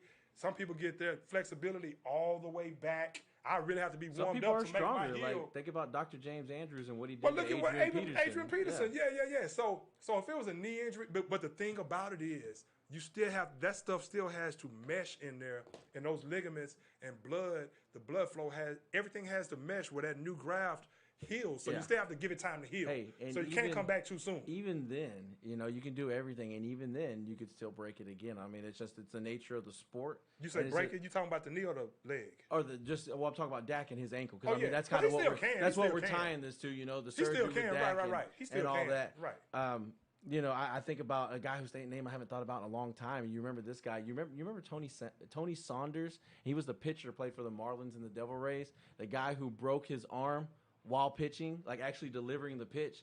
And Was he a left-handed pitcher? Left-handed pitcher. I remember. Tony Saunders broke his arm. I remember. Okay, and then he comes all the way back, waited all this time, surgery, heals, they do the x-rays, everything's good to go, and it happens again when he gets back. After pitching in all the minors, he gets back to the major leagues, and then it happens again. The human body is one of the most unpredictable things, and it's one of the most amazing things. Though? That's what I was going to say, man. The way the body can heal itself, I mean, that has always been amazing. But that will always be burned in my mind because I'm a lefty too, and I'm seeing that when I was younger. I'm like, man, is my arm gonna snap when I throw my two-seamer out of nowhere? That was crazy. I don't know. A little tidbit to throw in there out of nowhere when you're talking about bones and healing. No, I thought about Tony Saunders, and I was like, man, what a freak accident that was. Yeah, I mean, it still can happen again, especially if he gets twisted the wrong way on that ankle. Granted, make no mistake about that. But I just think those bones usually heal. I mean, I broke my collarbone before, actually twice. I broke it, and I didn't let it heal all the way. And, I mean, this is a little knot right there right now. When I was in the 10th grade, and we were in off-season workouts, and I was trying to make the varsity the next year, obviously. And we were in off-season workouts, man, and went for a pass and fell on my shoulder and broke it and fractured it. So we had spring training. Like about maybe 6 to 8 weeks later, and it felt healed and everything. I didn't go back to the doctor after that. I felt like it was healed and everything. I had my full range of motion and everything. The first day of practice in spring training, the very first day of practice, I was practicing defensive back drills, a tackling drill, just a light little wrap-up bump before practice starts, and getting warmed up, getting physical and everything. Just a slight bump, man, doing the tackling drill, and broke it again. Missed the entire spring training, and I thought it was healed up. But it eventually healed over the summer, healed up all the way, never had any problems out of it again because bones heal like that. But you have to give them time to heal, and that's what happens when you don't go back to the doctor and really see if that bone is all the way healed. So mine wasn't all the way healed, obviously, even though I felt great. So came back the next year, Eddie. They put me on JV. To see if my arm was healed and everything before they moved me up to varsity. My junior year, the first few games, our team was loaded. Our varsity team was loaded. Always had talent and everything. I would have been on there if I wouldn't have broke my collarbone anyway because I got moved up during the playoffs in my sophomore year. But first 3 games on JV, had like about 6 or 7 touchdowns, like 3 or 4 interceptions. Coach Pierce, he said, what am I going to do with you after one of the games? I was in the locker room after like the 3rd game on JV. I said, Coach, it's time to move me up. Move me up, and there it is. But to my point about the bones, Dak may be healthy right now. And if he is, with that offense, they should be straight legit. Hopefully that defense, Michael Parsons, he energizes everybody around him. Hopefully he comes and plays at an all-pro level right off the bat. And because Mike McCarthy has to get it done this year. He has to get it done. You have Dak back in the fold. And, of course, you need to continue to add to the defense. But I really think Michael Parsons is going to make that. Of course, you have a new coach over there as well now. You don't have Mike Nolan anymore. You have Dan Quinn, a guy that's proven, that's won a Super Bowl. So I think he's going to put these guys in the right position to succeed, including DeMarcus Lawrence. I think guys are going to be very motivated with a new scheme, and I think he may be able to help some of that talent blossom. Yeah, on with the team. the shiny, that's already with there. that of course, shiny they new need to toy add to in the it. middle. Right? Yeah. Exactly. Parsons Parsons gives them, like a Devin the White. depth at the middle that they haven't had. And he's nasty. And here's the thing about him: I see him being a little bit more durable of a guy. The guys they brought in. Smith, they drafted him with it.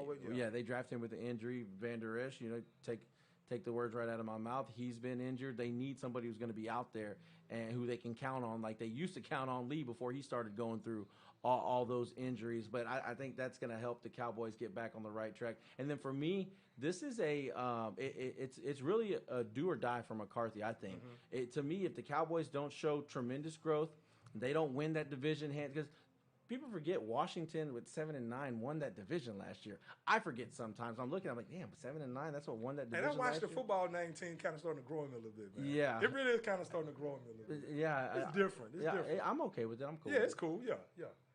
But the opportunity is there. The Cowboys should be in the playoffs for sure this year. For sure. And if they're not, for any reason, other than Dak Prescott broke his leg again or broke his ankle again, Mike McCarthy has to go. And Zeke has to have a rebirth. You don't. I'm glad you brought up Zeke because there's players on this roster. You don't have time to be sitting through season after season of disappointment, waiting for it to just be your We just year. talked about the running back. Zeke is on the decline. Your offensive line is on the Still decline. a great player. Yeah, You that's know. it right there. He needs an offensive line that's consistently playing every week. Of course, you're going to have injuries here and there, but every week he had like 2 or 3 different offensive linemen playing, and they don't have that stellar offensive line that they had a few years back. Right. Plus, he's getting up there. He's taking a lot of hits as a running back. You know, he's more of a banger type running back. He's not a Barry Sanders or even close to it where he tries to elude defenders. So he's probably going to wear down. He's more like an Earl Campbell style running back. So all these hits are going to continue to accumulate. I do still feel Zeke, if he comes in tremendous shape. I think he's motivated about this year, getting Dak back in the fold, realizing where he's at in his career, being more of a professional, realizing, hey, you know what? I'm still Ezekiel Elliott, and we have some weapons on offense, and let me be that cog that I once was. Now, can he do it to that level? We'll see. But hopefully they can get some kind of consistency in that offensive line so where he can grow with his offensive line and they can know where he likes to be, and they can get a feel for one another, and they can get on the same page. But I still think Zeke can be a workhorse. I just think at this point, Dak in that passing game, they're probably going to lean on that, probably at times to a fault more than they should. I really think they need to continue to try to lean on the running game and let Zeke eat, control the clock, keep the defense off the field as much as possible until they can prove that they're worthy of being a championship caliber defense. And I just think Zeke and those, but I do feel that Mike McCarthy, he's definitely on the hot seat, and he has to make better decisions. Eddie, if you remember in the first part of the season last year, he was making boneheaded decisions on certain third downs and certain punt call. I mean, he has to make better decisions than he was making last year at times. He got better as the season waned on. It's like, okay, he seems like he's getting back in the groove of coaching now. But some of those decisions that he made last season, I mean, a high school coach or a little league football coach would not make some of those decisions. I mean, Come on, bro. I mean, it's almost like he was trying to prove, hey, look, I really am a risk taker. And the reason they fired me in Green Bay, supposedly because I was too methodical or I wasn't innovative or I was, this or that or this. And I was too conservative. It seems like he tried to change that narrative by doing it the wrong way and making crazy decisions to show that he's a guy that would take risks and all this and that. And I just think he went about it the wrong way. Yeah. And to the detriment of his team. Yeah, maybe so. You may be onto something. Still think they're the best team in that division, even though every single team coming back for the Giants. Every single team got better. That's going to be huge. I mean, the Washington football team, Ryan Fitzpatrick is over there, and here's a guy who might have been, if his name wasn't Ryan Fitzpatrick, if his name was anything else but Ryan Fitzpatrick, you might have been saying he was having an MVP-like season before he got benched for Tua Tagovailoa last year. And now here he's in Washington. They're desperate for a quarterback to come in and steal the job. He's there. He's running first-team quarterback. They also have Kyle Allen running as his backup. But he's there to prove that he can take a team to the playoffs and that he can win in the playoffs. That offense, I'm thinking about him with Terry McLaurin. Okay, this could be a combination here. Fantasy football players out there, don't sleep on Ryan Fitzpatrick. You can get him as a second quarterback late in the draft. Get him because I guarantee you he's going to be a great spot play. Yeah, and then Terry McLaurin, he's got to be one of the first receivers coming off the board. If your league is like my league and they sleep on McLaurin, they added Curtis Samuel, another Ohio State guy, if I'm not mistaken. You add that guy. We've seen what he can do in Carolina. Ryan Fitzpatrick is going to be able to throw the ball around, especially with that young tight end. I'm drawing a name on their young tight end they have over there, Logan Paul. Okay. Not Logan Paul, but something. I Paul's know Paul something. Okay. And I can't recall it. You right know now who I'm myself. talking. You know who I'm watch talking it. about. I'll get it for you right now. Okay. Yeah. But please do. they're the team. They're the Logan Thomas. Logan So I Thomas, knew it was okay, Logan okay, something. okay. I know I'm not a Okay. fool. I don't smoke that much. All right. But Washington. Lefty. Yeah, right. But Washington, along with Philly, you saw what Philly did in the draft, adding the receiver, the old boy Devontae Smith from Alabama. Everybody's getting better. So if Dallas doesn't do it this year, they may end up getting passed up, and they may end up shopping for a new head coach again. You see who they drafted, the receiver out of Florida. Absolutely. I mean, so they're going to be, and then you have Saquon coming back. Huh? Tony. Yeah. I mean, explosive. He can return punts and everything. Of course, you already have Sterling Shepard. Then they made another acquisition to bolster that wide receiver core. And so I like their quarterback. I mean, he was drafted in the first round, and so he can play. Now he has the weapons. But again, you have Saquon coming back now, and we'll see what that defense does. Before it's Washington, real quick. Washington, I like your thoughts about. They may be because that defense is that young, talented. They may be the favorite if it weren't for so much uncertainty at the quarterback position. I know Ryan Fitzpatrick.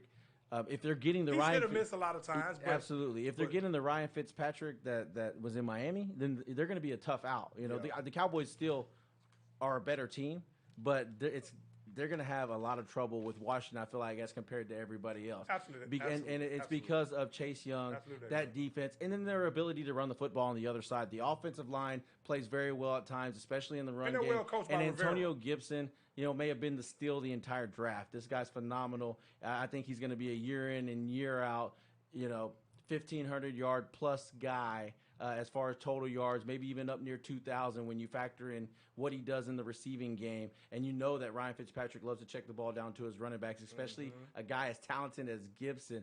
That's what makes, to me, that they're the X factor. They're the dangerous team. I know they were able to eke out the division last year. Last year was a crazy year. But this year, if Ryan Fitzpatrick plays the way he's playing, I can easily see them being a 9-10 win team in an expanded me too. Expanded season now. We're gonna have one more extra game. So if they're a 10 team, they wouldn't be 10-6. They'd be 10-7. Right. 10-7. But still, I could see Washington being a 10-win team, especially with that defense. Well, there it is, right there. Especially with the defense, and I think they just got to get more consistent because they had games last year where they couldn't get after the quarterback for some reason, and their secondary got picked apart. Right, like against Tom Brady when Chase Young talked all that noise before the game, didn't even touch Tom Brady. I mean, that shows you the level of play that Tampa's offensive line and how much they really wanted to protect the GOAT, the best quarterback ever. Now, what's this I'm reading out? So if Chase Young in that defense, I think Chase Young is probably going to have between 15 and 20 sacks next year. I really do think that. So they are a team with Ryan Fitzpatrick.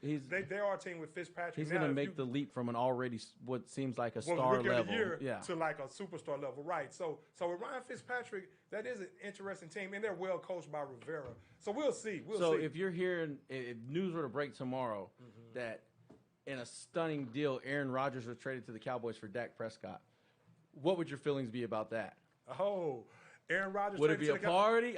I'm trying to activate the loony fan in the loony Cowboys fan in Greg because I know you'd be. That's interesting though. I mean, you'd be excited about the short-term prospects. Yes, I would. Aaron Rodgers, Mike McCarthy You know what? Reunion. I have to be honest. Which I'm always going to be honest anyway, but they won a Super Bowl before. You threw me for a loop with that question right there. Of course, it would never happen. Right, of course.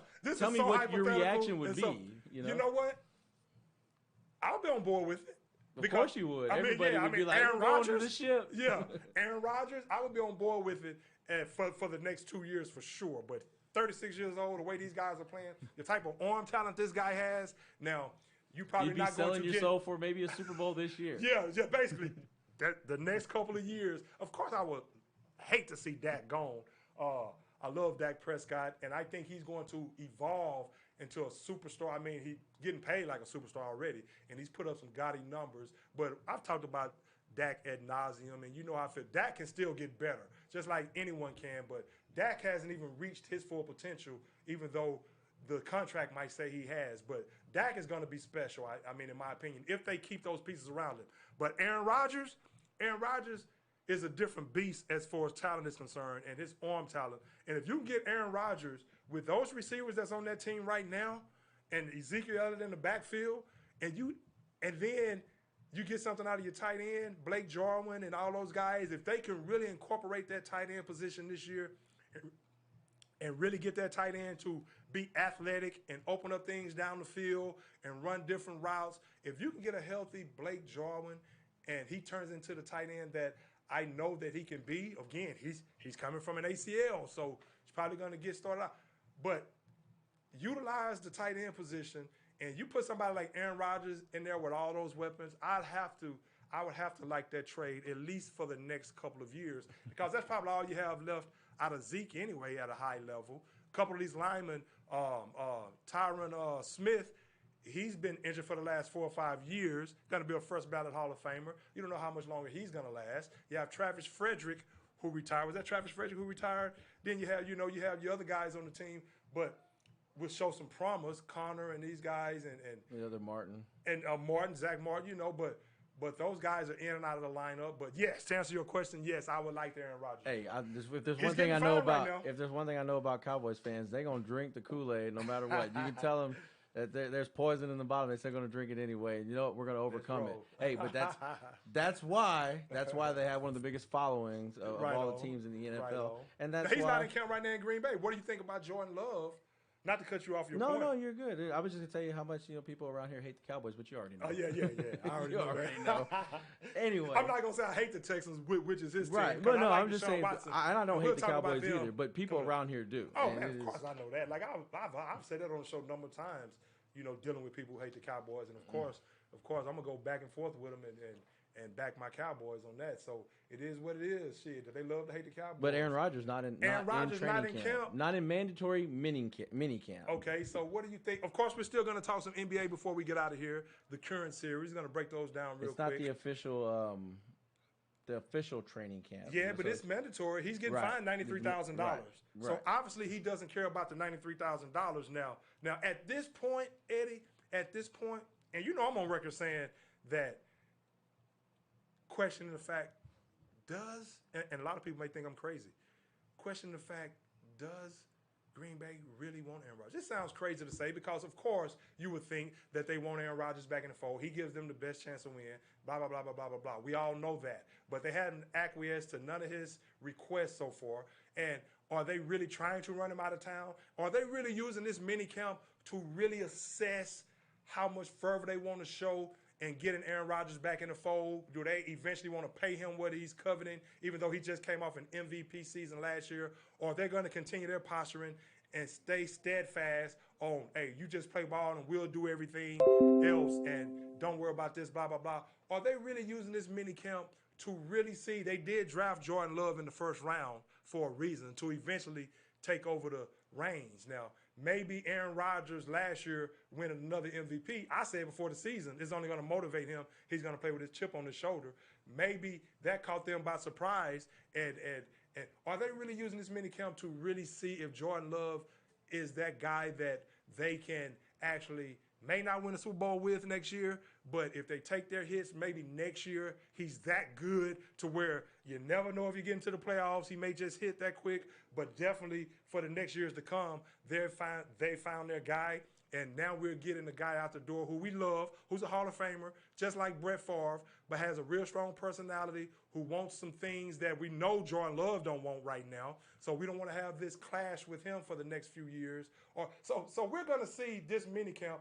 We're also going to see exactly how Aaron Rodgers, how dug in he is once training camp starts. Because right now he's saying, okay, he's not going to come back and play. When training camp starts and they're finding him like $50,000 a day, I don't care how much money he has. We're really going to see how serious he is. And I think that's what Green Bay is waiting to see as well. And will they try to get a trade partner for him or yada, yada, yada. But right now, Aaron Rodgers doesn't seem to be budging, but I really don't think it's going to be any conclusion on where he really stands until he starts missing his money in training camp. And he has to pay back some of that signing bonus. And here's the deal with that, Greg. I don't think that Green Bay really wants to let it get that far. Mm-hmm. And I really don't think, contrary to some of the points that you made or some of the questions that you've raised, mm-hmm. I don't think that they want to get rid of Aaron Rodgers. A lot of people don't. I just think that they wish that he wasn't going so public with this. Yeah. But the fact that they haven't traded him yet, because if you think about it, if you're going to transition into, the Jordan Love era, they could have used a lot of draft picks. They could have used the capital they could have gotten from an Aaron Rodgers trade. And knowing that Aaron was already unhappy, the fact that they haven't moved him yet, and I'll say it right now, if he's not moved by the time training camp starts, whether he's there or not, I think they're going to find a way to hold on to him either way. Well, Force him to retire, and then, and then if somebody comes along, let's say there's a freak accident like what happened to Brady whenever he tore his knee up in week 2 some years back, and Castle took over. Even if they force him to retire, then maybe they somebody essentially comes did in. what they wanted. Get Then Jordan Love somebody into the comes fold. in and they can make a move for Aaron Rodgers. I just feel like Aaron wanted to leave. See, y'all, if Aaron they wanted really to want to leave. move He him, wanted to leave. There's a market there for him, and it's gonna. It's gonna get a good haul. At the so same I don't time, know why they they don't wouldn't just do it. Yeah, because at the same time, now that all this public scrutiny has come their way about the way that they've handled things, a lot of people see the way they've handled things with Aaron Rodgers, and it's a lot of people like yourself. We talked about it last week, who feel Aaron Rodgers maybe could have handled things. Yeah, different. there's a lot of people on both sides. I'm of the ilk that Aaron Rodgers, a guy of his caliber, first ballot Hall of Famer, one of the best to ever do it, maybe one of the top 5 quarterbacks of all time. He's coming at it from a different perspective on how other people come at it. He's just feeling disrespected, like he's not in this day and age, like he's not having any kind of, but we don't need to get back into all that. But he's feeling disrespected. But as far as Green Bay is concerned, I mean, Aaron is saying if they're going to force him to retire, it's still going to be the same thing to where, okay, they forced his hand.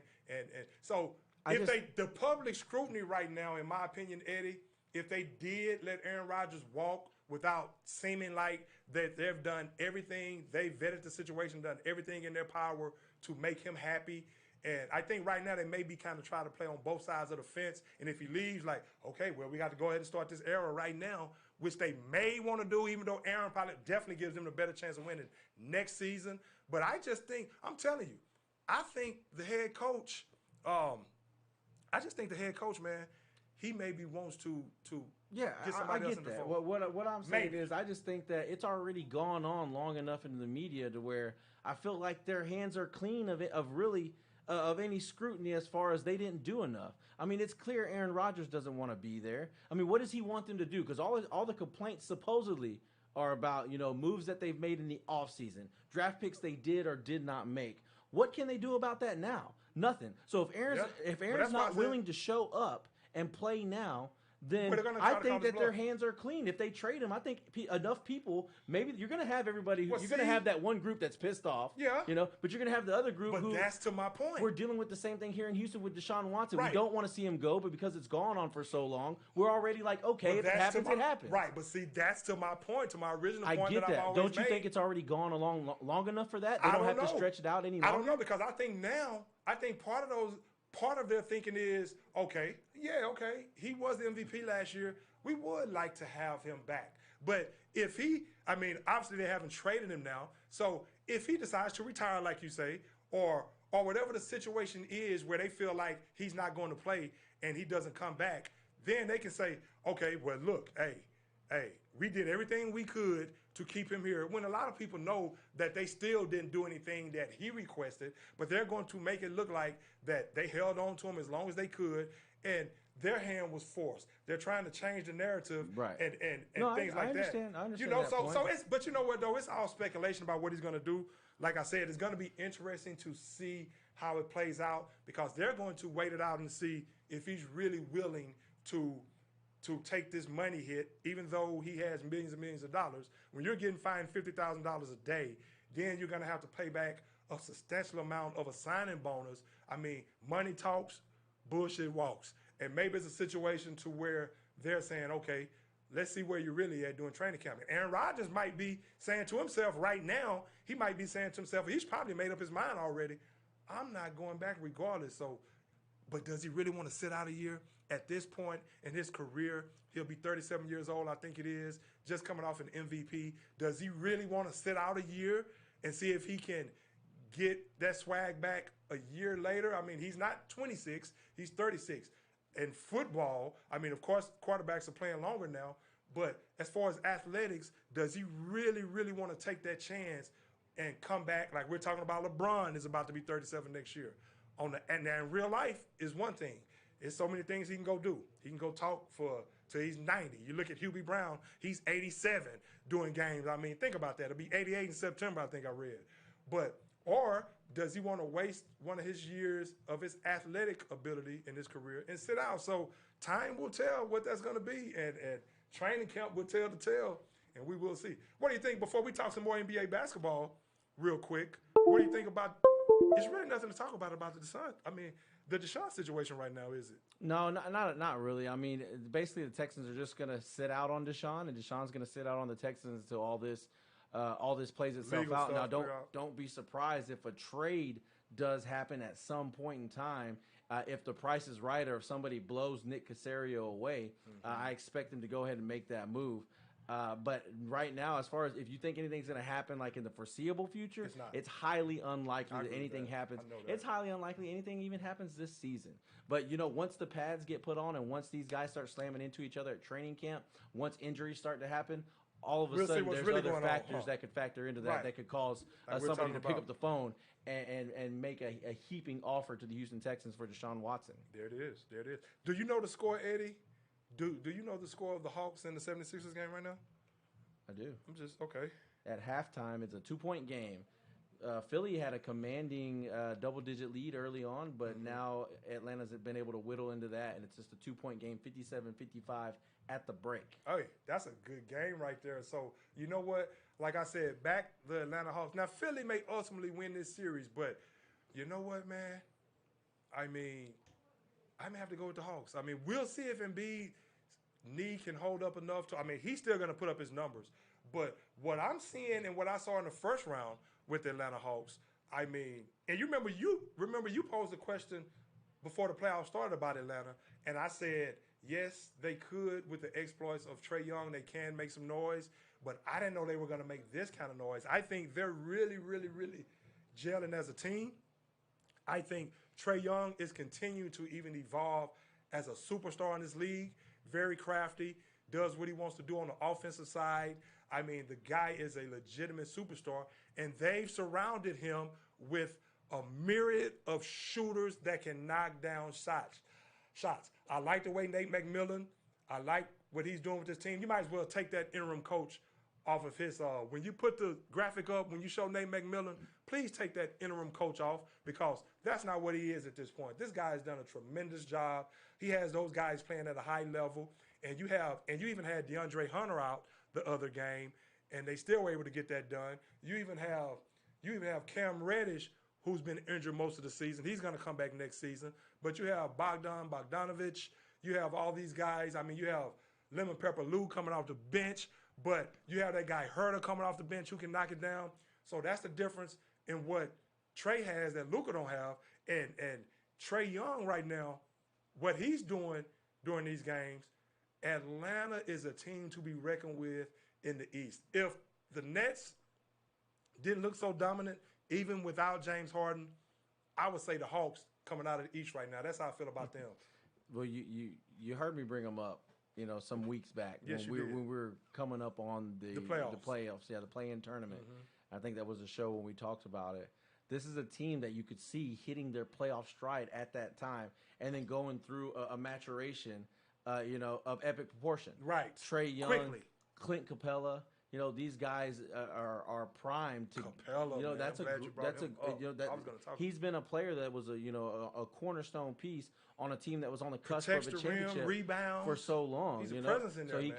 comes in over here to Atlanta. He fits right in. Rim run. Absolutely. And then Gallinari. I almost forgot that they had got Gallinari. Yeah. And then here in the playoffs, he's played really, really well. This is a team that, some people who are in the betting community, they were looking at that being one of the teams where you could play some long odds on this being the team to come out of the East. Because you look at them with Trae Young playing like a superstar, like a legitimate, could have been the first overall pick, superstar. You got him playing like that. Combined with they're about, if they succeed at what they're trying to do in this series, they could knock off, the number one seed in the 76ers. I mean, if that happens, they're going to be playing with all the confidence in the world going up against another one of these top-heavy teams in the Brooklyn Nets. It's looking like Brooklyn's going to go ahead and wipe Milwaukee off the map. Oh, man. You know what? I don't want to get too far away from this unless you're done with it. Right, if you're I want to done, talk about Philly right quick. Yeah, go ahead, because Philly is like all Morey teams, Daryl Morey teams. It seems like whenever what they like to do isn't working, they can't do anything else. These teams that come in and play sound basketball and attacking basketball always seem to give those Morey teams trouble. Right. And then you have a guy like, hey, man, you know what, too? And then you have a guy like Ben Simmons, great defender. Now, I wonder if they have him on Trae Young tonight. We don't have the game on in the background on the TV. They have some kind of movie. They always have some kind of movie things that go across the screen on this TV in there. But that's a different room, so they do what they do in there. But the Hawks, Philadelphia with Ben Simmons, and we'll see. I don't know how they're calling the game tonight. Of course, Doc Rivers, he came out publicly and vouched for the refs to really pay attention to Trae Young getting calls when Ben Simmons is supposedly just playing physical defense, and Ben Simmons is getting punished for being a big physical defender. Great defender. But what he needs to really do is go and talk to Ben Simmons about his offensive game. And here's a guy, once again, he doesn't give them anything as far as an outside shooter that can really make the defense respect him. As great as a player as he is, I mean, great player. What makes, for a player like that, what is like the biggest obstacle to them scoring the bucket, scoring the basketball? And that's whoever is guarding the rim. Mm-hmm. And Atlanta has one of the best rim protectors in the league. Yes, so you look right now, Simmons, 4 points, he's hardly even a factor in the game right now. It doesn't even shoot the damn three-point shot. You got three other 76ers in double digits. Jump shot, period. Curry, and Harris all in double digits, while Simmons, with granted he's got 4 assists, he only has 4 points. But he's a superstar. And he's the second superstar. More from your second. Simmons. Yes. You need more out of him if you're going to compete against this Hawks team that's can playing light a it lot up. better than maybe their up. seed says they are. Yes, they can light it up. They have so many shooters who can knock it down, can score from everywhere. I mean, I didn't even name all of the players. What's the Josh? Who's the guy? You have DeAndre Hunter that was out. Right. And who was the other forward? Collins. John Collins. Yeah. John Collins can play. I mean, you go on and on. With the coaching acumen of Nate McMillan, who was a defensive presence when he played for the Sonics, a defensive first guy. So, they're going to continue as time goes on to even be more honed in on the defense side of the ball as their confidence continues to rise. We know what they can do on the offensive side of the ball. And so, but Philly, with Ben Simmons, he doesn't even, and that's what I'm talking about. He doesn't even attempt to shoot three-pointers or something just to keep the defense In case honest. you haven't been following along in the recent weeks, Greg has soured. You don't on even Ben shoot Simmons. the three-pointer. And you wonder why I was none too, quick to jump on that bandwagon, Harden to Philly for Ben Simmons. Because this is what you get with the guy. Yeah. And I feel like in playoff basketball, where you got to play these long series, where teams go and watch film of what you just did the night before, knowing you're probably going to come with the same attack and, the same players, the same rotation. Guys like Simmons don't tend to have success in them long series like that when you're playing the same teams over and over again. There it is. And again, he can bring it on the defensive end, but as their second superstar, Joel Embiid. They figured his ass out. Yes, that's it right there. I mean, they know. Because if you look at it when he's going up against a defense, they just know he's going to dribble to a certain point. And even if he comes inside the three-point lane, if they have that blocked off with Capella and they know Capella's going to protect that rim, they know that he's not going to shoot a jump shot and he's not going to challenge Capella more times than not. So even though Seth Curry is getting his, I think he's a tremendous. I mean, that Curry family can shoot. And so that helps them. But Embiid needs somebody who can continue to spread the floor for him. But Ben Simmons, the fact that he went through the entire season again, worked it supposedly. They showed all these videos about how he's working on his three-point shot during the offseason, before the season. He's posted all these videos on YouTube and everywhere you could think of. And I kept saying to myself then, well, let's see if he does it in the game. I mean, he could go work out in the gym all day and post videos of him shooting three-pointers. If he doesn't do it in the game, it matters not. So he went through the entire season. I mean, I bet I can count on one hand how many three-pointers he attempted during the regular season. I bet if we looked that up, he didn't attempt no more than 5 three-pointers and maybe not even 3 three-pointers. I'd be surprised if he attempted more than 3. But this is what happened when you get into the playoffs and you play against a defensive-minded coach in Nate McMillan with a guy that can protect at the rim You're already having to deal with the offensive exploits that Atlanta is bringing. But this is what happened when you're Ben Simmons and you don't keep the defense honest, and they know you're either going to try to get to the basket or you're going to dribble as far as you can into the lane and make a pass to one of the shooters. And so a lot of times if Seth Curry is not getting open or Harris is knocking down a shot or whatever, it's just it makes Atlanta's defense or any team they're playing, their defense, it makes it easy for them to It's just if you're going to defend have that, Philadelphia. absolutely, if you're going to have that kind of point guard, you know, you need to make sure that you have shooters around him. I mean, think back Absolutely. when Rondo, And that's why I was never real high on Philly. when this year. Rondo was winning a championship with Boston back when they had Ray Allen and Kevin Garnett, you know, he was not a knockdown three-point shooter. As a matter of fact, I think he kind of shied away from shooting the three ball. He wasn't as good as he shot it, you know, last year when he helped the Lakers win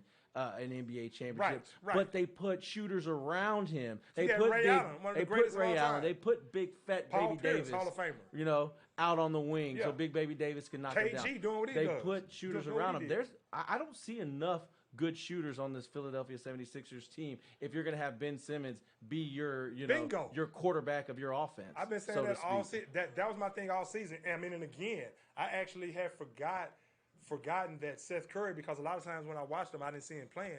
But Seth Curry is not Steph Curry. So yes, he's a good shooter, a very good shooter, and he's really coming into his own as a role player. And that's a guy that can definitely stretch the floor for you. I would like to see him really playing somewhere else, to tell you the truth. But of course, Joel Embiid feels otherwise. But I just don't really see it in Philly if Embiid doesn't at least start attempting some jump shooting. Now, Phoenix and Denver tonight, before I get your take on the Nets and the Bucks. Yeah, we got about 15 minutes left. Okay. It's 8:15 right now. Okay, So that's about what's up. 15 minutes left. Let's wrap these two up real quick. We'll finish with the Astros. That's what's up. Phoenix and Denver tonight. Phoenix, again, we talked about Phoenix at the beginning of the show. Definitely, we talked about their ousting of the Los Angeles Lakers. Right. They're ousting of the Lakers. And real now quick, they have dodged a Denver. bullet. They dodged a bullet because I felt like what happened to the Lakers could have almost happened to them had Chris Paul not been able to recover from that shoulder. Yeah. It was a scary, It shows you his toughness. scary near miss there for the And Suns. Anthony Davis' toughness. Yeah. You know. Now, granted, I'm not going to be a fool and sit here. I mean, I've never had to pull muscle. And I talked about my ACL earlier. I've never had a pull muscle that kept me out of anything. Now, let me find out I've it been was- fortunate enough to say that. Let me find out it was Cliff Paul that was out there and not Chris. I don't know if you followed the state. Right. The commercials, of course. Yeah, what is the State Farm. State Farm. That's what it is. I don't know Farm. why I couldn't remember. I wanted to say Allstate, but it's not a State Farm. State Farm. Nah. Yeah, if you follow the commercials, you know. But Cliff, he came back from the Cliff, his shoulder. cousin. He's a striking has Yeah. a striking Uncle resemblance to Cliff. one Chris Paul. Uncle Cliff, right. But Chris Paul, you're Or his seeing brother, yeah. You're seeing. I mean, along with Monty Williams, and we could talk about who should be coach of the year next week. Who should be coach of the year out of Thibodeau, Monty Williams, and you still have Dan Quinn with Utah, but you have Phoenix right now. Chris Paul Dan has Quinn? those You mean guys. Quinn Snyder? I Dan- mean, I just talked about Dan. he's got to Quinn with make the it about Cowboys. Dallas. Y'all know he's got to make it about the Cowboys. Quinn Snyder, who I like. I've always talked about Quinn I'm Snyder thinking on they the got show. Dan Quinn. When they get that old boy? Dan Quinn, coach for the Cowboys, who we just talked about, the new defensive coach. But Quinn Snyder, a guy who I've always liked at Utah and have always spoke highly of. Of course, Utah is the number 1 seed, so we'll mention them real quick. Of course, Mike Conley is out tonight. That's not going to help them at all. But Phoenix is playing at such a high level. Monty Williams is doing such a great job. Very innovative offense. Mikal Bridges. I mean, Deandre Ayton once again is playing. He's showing why he was the number 1 pick. He's healthy, and he's only going to get better. But the presence of Chris Paul has really helped him. Now he's feeling confident. He saw what he can do in that first round. Now he's playing with even more confidence. And I think the Nuggets are more of a one-man wrecking crew. As much as I like the upside of Michael Porter and things that he does every now and then, I don't think Jamal Murray being out obviously helps them right now spread the floor and really give them that legitimate scoring option in the playoffs that can go for 50 at any given time like he did last year in the bubble. So people can say what they want, but Jamal Murray not being there doesn't help them at all. I think that goes without saying. But again, that's Jokic's sidekick, and he's not there right now. So everything falls on the shoulders of Jokic, and the way Ayton is playing, Ayton kind of contained him last night, even though Jokic is going to put up his numbers. Right. But now you have somebody that can kind of offset that can make him work. That's a 7-footer who was a number 1 pick, that's playing at a high level, Make who's it real probably going to hard be for an him to get all-star. second chances, Yes, too. who's probably going to be an all-star next year. He's feeling like he's an all-star now. So And I where think does he's Denver go from there? enough. He's athletic enough to where He's very athletic. He doesn't have to wait on Jokic to come to him. He's very athletic. So he could get out there. He's not afraid to come out of the paint and guard Jokic. He has good feet. And get into them passing lanes a little bit earlier than maybe Nurkic was willing to in the Portland series. And so that's going to cause a lot of problems for the Nuggets. And then when you've got role players like you mentioned, Bridges, when you've got these guys stepping up and elevating their game and playing some of their best basketball in the playoffs, it makes this team almost unstoppable. They've got some guys with some playoff experience. Jay Crowder, a guy who's played a lot of playoff basketball in his day. They're set up. I'm telling you, I felt like once they got the Lakers out of the way, or if they could get the Lakers out of the way, then I mean, you do have the emergence of these fools across town in L.A. that they may be coming with something all of a sudden out of nowhere. Yeah. I mean, but Kawhi. I mean, I think the road is paved for Chris Paul to finally make this finals appearance that we've been waiting for so long. Eddie, you know what, man? And now since the Lakers are out, and that's the team that I picked to actually, if they're healthy, to go and win it all. Obviously, that didn't come true. They actually got ousted in the first round, and they did not look like the team no one expected. So that is what it is. The Lakers are gone. LeBron James is gone, and whatever happens next year, we'll see. But Phoenix, before the playoffs started, even though I know Phoenix has been playing tremendous ball all year, and I knew they would be a tough out, but I didn't know because of their lack of experience from other players that it would click this soon. But Monty Williams, along with Chris Paul, along with Deandre Ayton, playing at his capabilities night in and night out now. Now he's playing like that franchise player that you drafted. So you have a legitimate 7-footer franchise player playing with Chris Paul to go along with Devin Booker, probably the hottest scorer in the NBA, along with Kevin Durant, a guy that can light it up. So the way they've emerged now, them ousting the Lakers has even given them that much more confidence. So I wouldn't mind seeing Chris Paul get to the finals. I'm just going to watch the rest of the playoffs and just watch it and just enjoy it and just whatever happens, happens. But I'm rooting for Chris Paul now, even though I still think the Clippers, if they're playing at the top of their game, should come out of the West.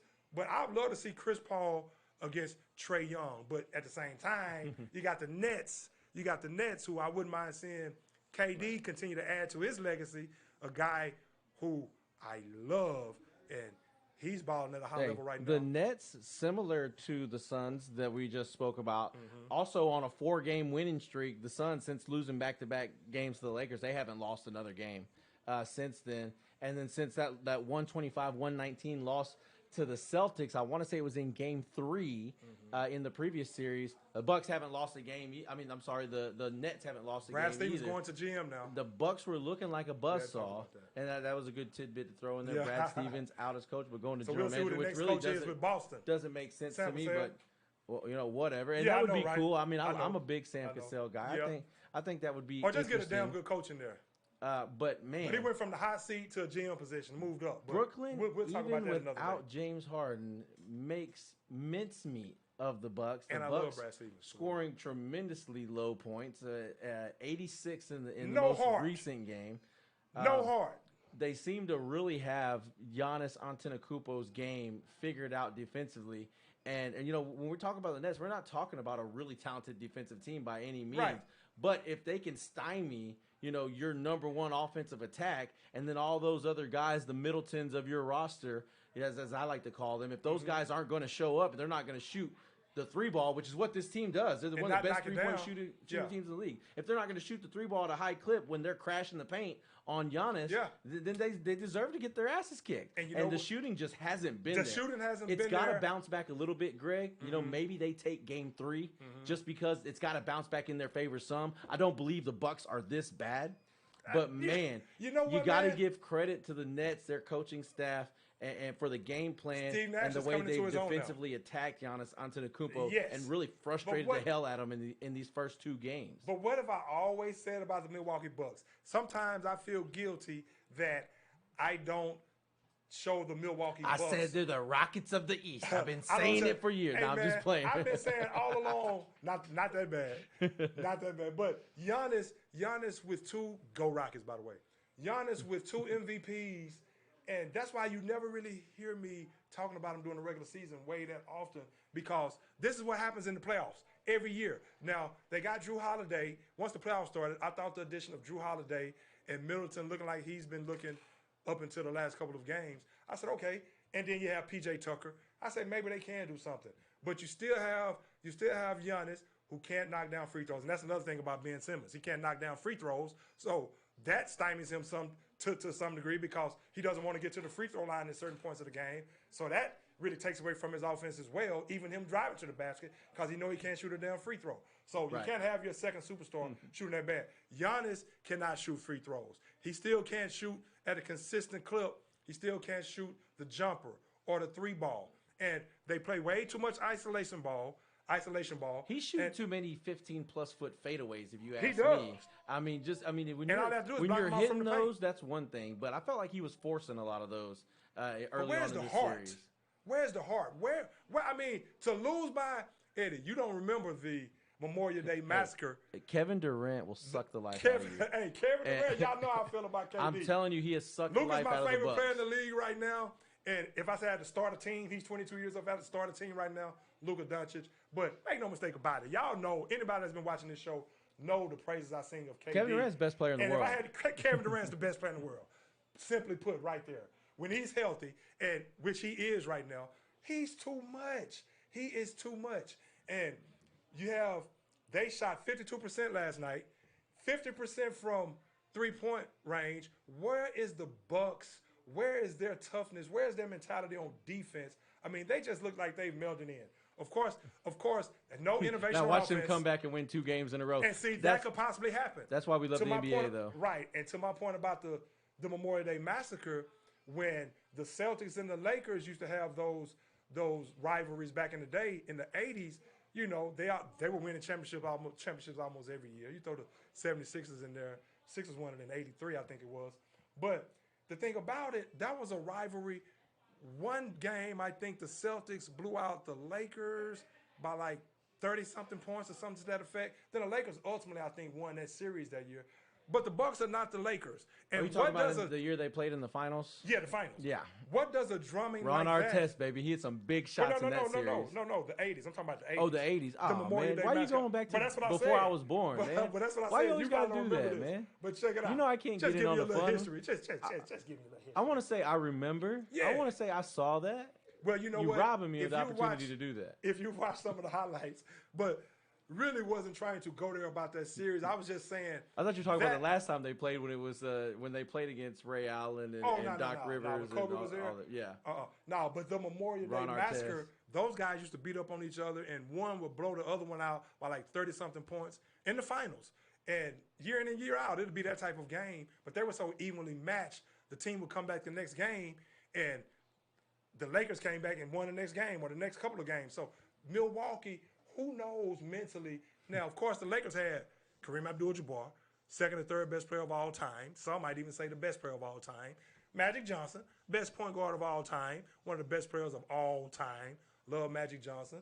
James Worthy. I mean, come on now. So the Bucks, I don't know, man. We'll see how they respond. But the lack of heart, the lack of intensity, the lack of offensive creativity. I mean, this coach has to do something. He's going to be out the door, and maybe Jason Kidd may be back in Milwaukee before you know it. I will say this: maybe they get lucky and James Harden comes back, and all of a sudden the offense isn't flowing as freely as it does when he's not there. James Harden might be a good thing for the Nets. He's out right now. And that's what a lot of people are thinking. I'm not so sure because there's nights where when he gets hot and he hits everything, and he could put a team. Plus he distributes the ball. Now I think Harden will fit in. He could put a team whenever you have other players like Kyrie Irving and KD on the roster. He could put a team out of the game in the first half from behind the arc when he's really feeling it. Where in Houston, those teams would end up finding a way to claw their way back in it late in the game. Yeah. We'll see. They kept breaking them down off the dribble last night. Yeah. They kept the Nets. KD does whatever he wants out there. We know that. But they kept breaking Milwaukee down off the dribble, kicking it out to their shooters. Bruce Brown and Joe Harris, those guys are doing tremendous. Blake Griffin, he's had a resurgence. Now he's dunking the basketball. His presence right now for the Nets is huge right now. Well, that's why he's happy. He's happy and healthy. That's why when I talk about he's happy players' and healthy. attitude and energy, like when I bring up LeBron, you could tell there's just a difference when you're playing with that kind of motivation. And you could tell Blake Griffin is hungry enough. Is hungry, and he's not any more physically capable than he was when he showed up over there. He's more healthy. He's more healthy.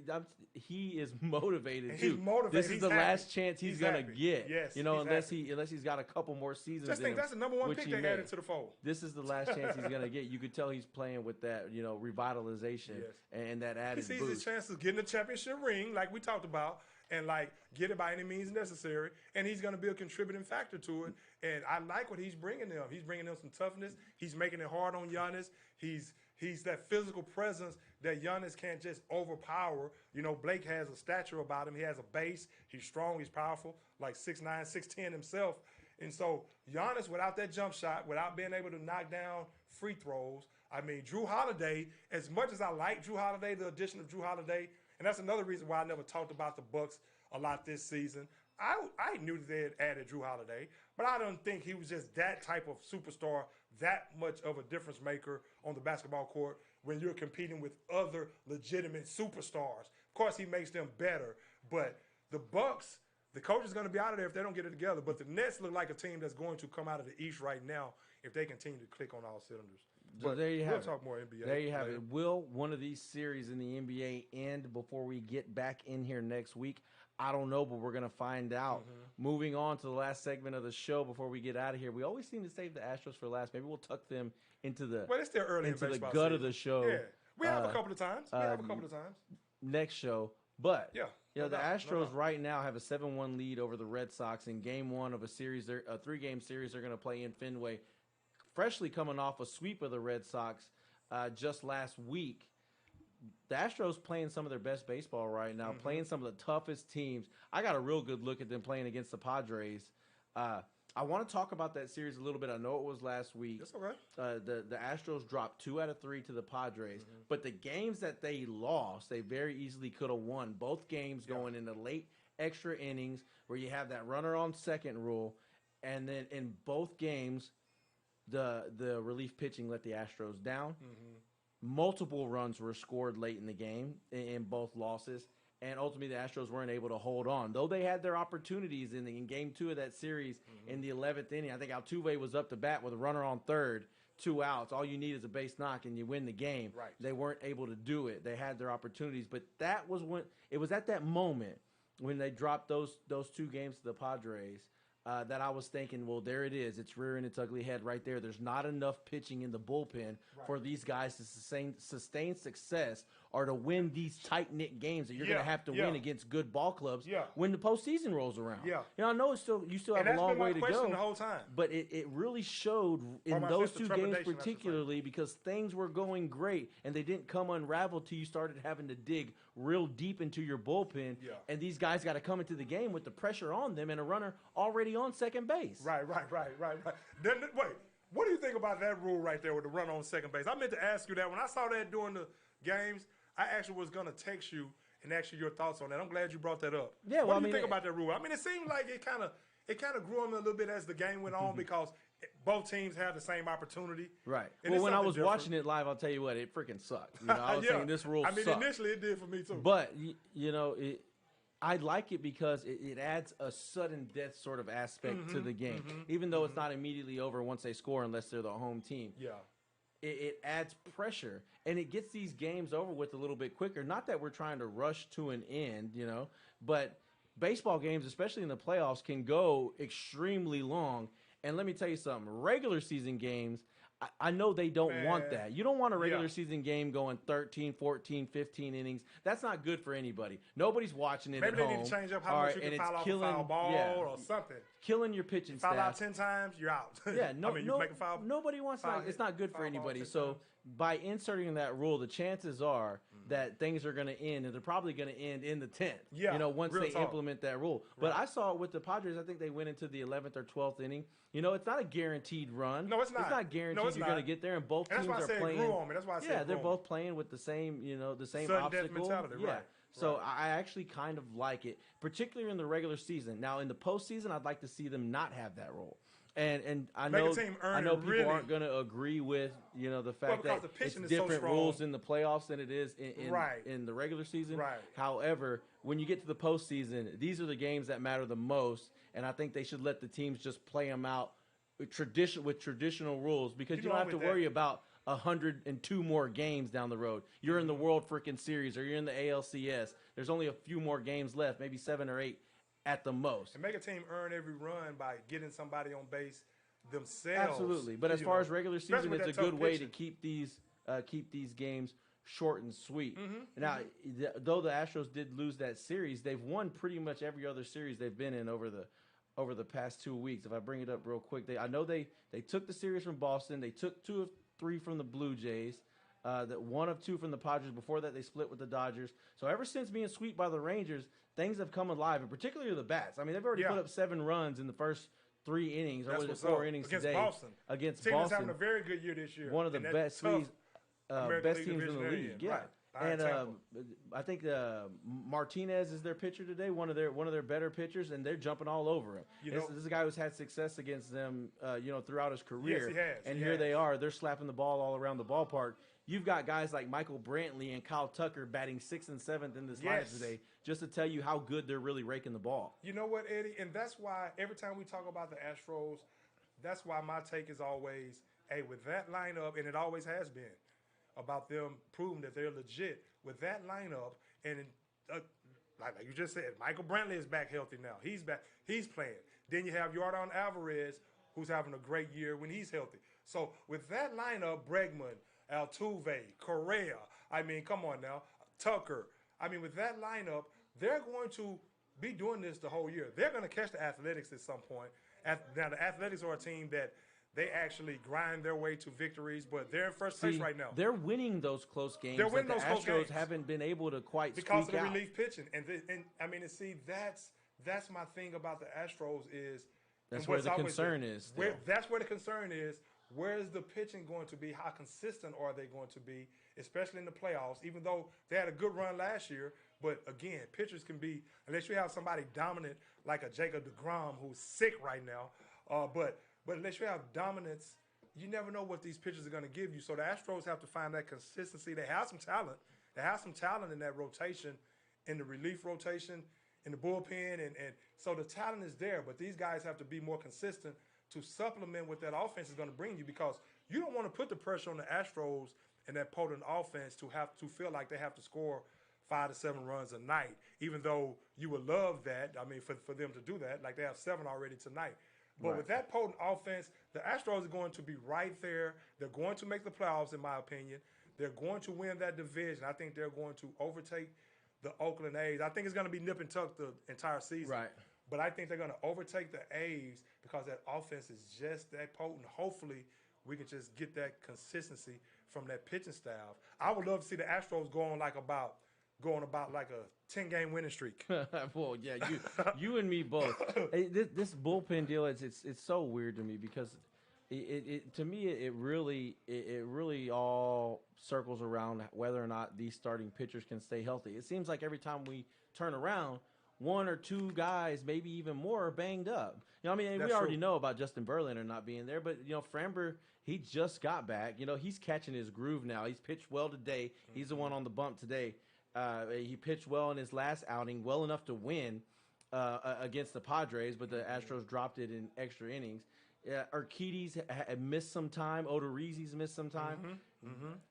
Once all these guys come back, then I feel like we really can get a true evaluation of the bullpen and where it's at on a level of what you're going to go into the playoffs with. Because the roster is clearly going to be a different size. Right. But you look at there's guys that I'm looking at that are pitching a lot of innings right now that probably aren't going to make that roster. Yeah. I think about a Ryan Stanek. So they have to get their rotation He's been slapped around a lot, but I could easily see him losing his position for one of these guys that have been making starts that are going to go to the bullpen, like a Luis Garcia. Garcia's been pitching great. Yeah, he has. You got a gem from him the other night. The starting pitching's there. It's how do they want to use those fringe starters in the bullpen? Right. How Dusty uses those guys is what's going to make or break those Dusty's guys in the postseason. Dusty's going to have to figure that out. Like you said, Dusty's going to have to figure it out, especially when those guys get healthy, and he can he can really have an opportunity to figure it out but they have to be healthy first on a consistent basis as a whole. Right. To Christian really, Javier, another guy. Christian Javier, who I like his talent a lot. I like Christian Javier. He's the perfect like long reliever. I think He is. You get a combination of him as your long reliever and maybe Urquidy and Garcia, depending on which one of those guys you go with in the rotation. If those guys are your long relievers or the guys you bring in, second or third inning to give you, maybe even the rest of the game. Right. We saw. I listened to 610 a lot. Sean Pendergast always talks about the Brad Peacock of this team. Who's going to be the Brad Peacock from 2017? Because that's what Peacock was. I like Peacock.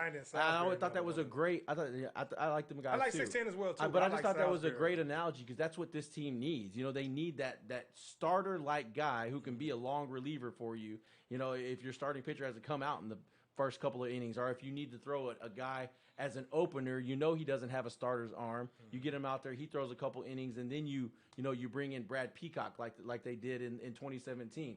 Who's that on this team? I think it's Christian Javier. I do too. I do too. But you need a couple of guys who can fill that role because Christian hasn't been consistent enough. Out of the bullpen, he started games really well, but he struggled a little bit out of the bullpen. He hasn't been consistent enough to be that number one guy. But I think he can. I think he can too. You got to get him comfortable. These guys keep bouncing around, that's it right there. starting, that's relieving, it right there. this and that. You got to get him comfortable. And you have to get him confident. Get him in the bullpen and let him stay in the bullpen. Right, and then they have to know their role. And again, when they get healthy, that'll help Dusty figure things out. But the playoffs are very stressful on a lot of pitchers, and the games are a lot of times nip and tuck, and teams are not just scoring a bunch of runs. And you have to, and these guys have to be able to come in there in the playoffs. Possibly with a runner in scoring position already. Yes, exactly. Under stress situations, the game is on the line, and they're going to be under more pressure.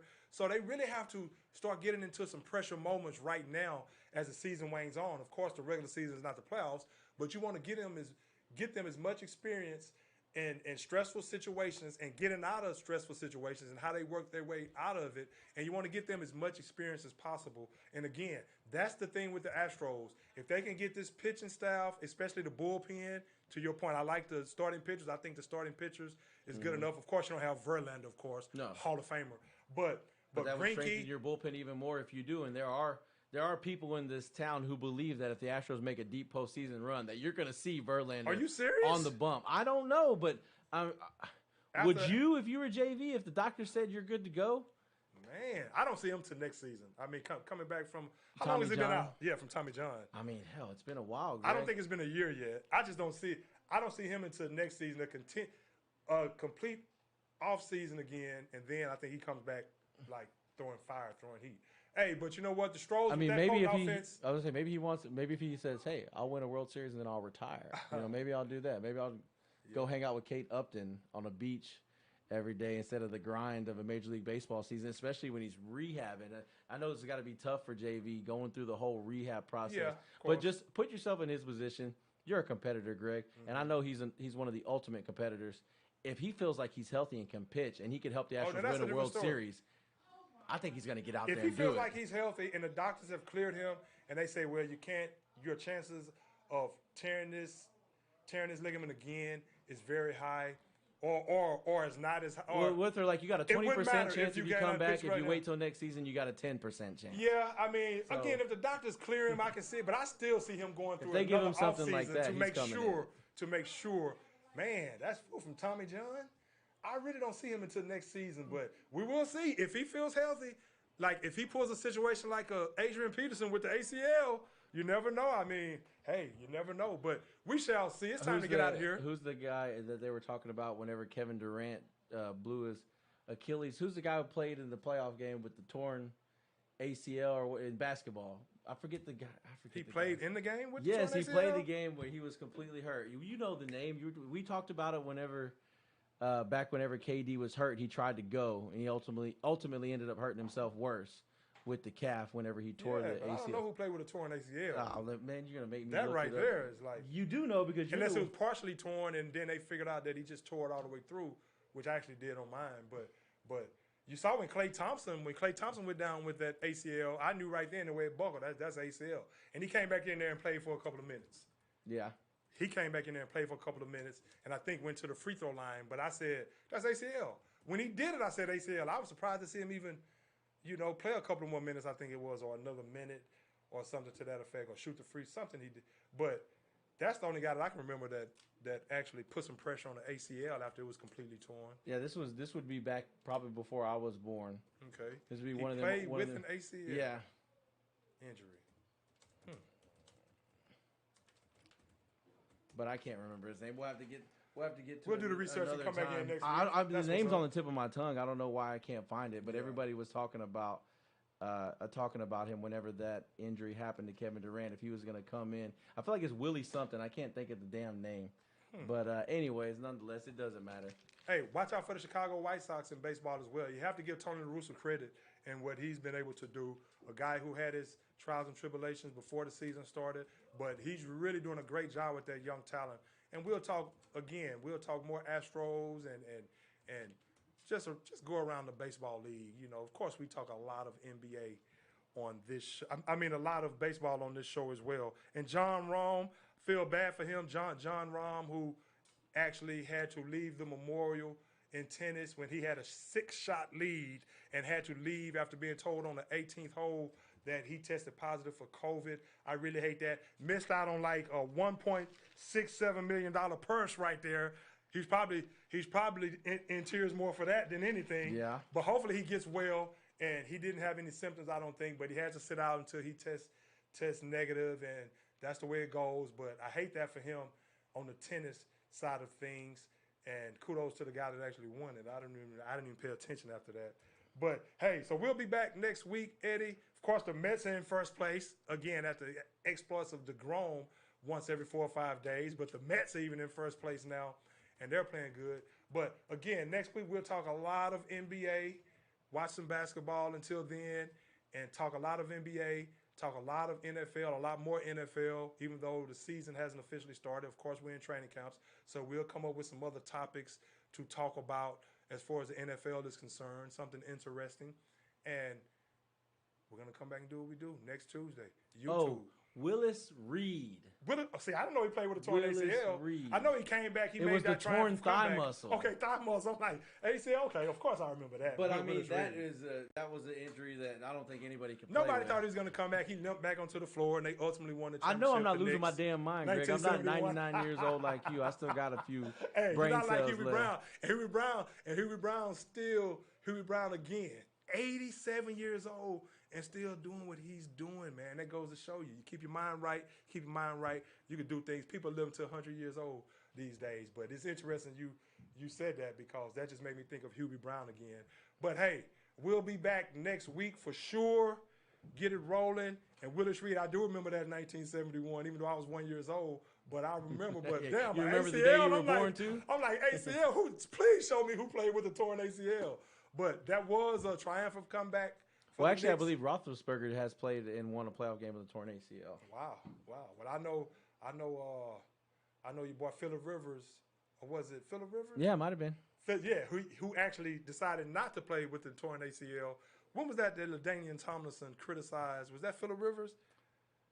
Maybe. But a torn ACL. If you're playing with a torn ACL, you the baddest MF I know on the planet, because that's almost like I played with a partially torn ACL for another week before it eventually torn. But that's a story for another day. We'll be back next week. Let's go watch some basketball. And Eddie, it's been real as always.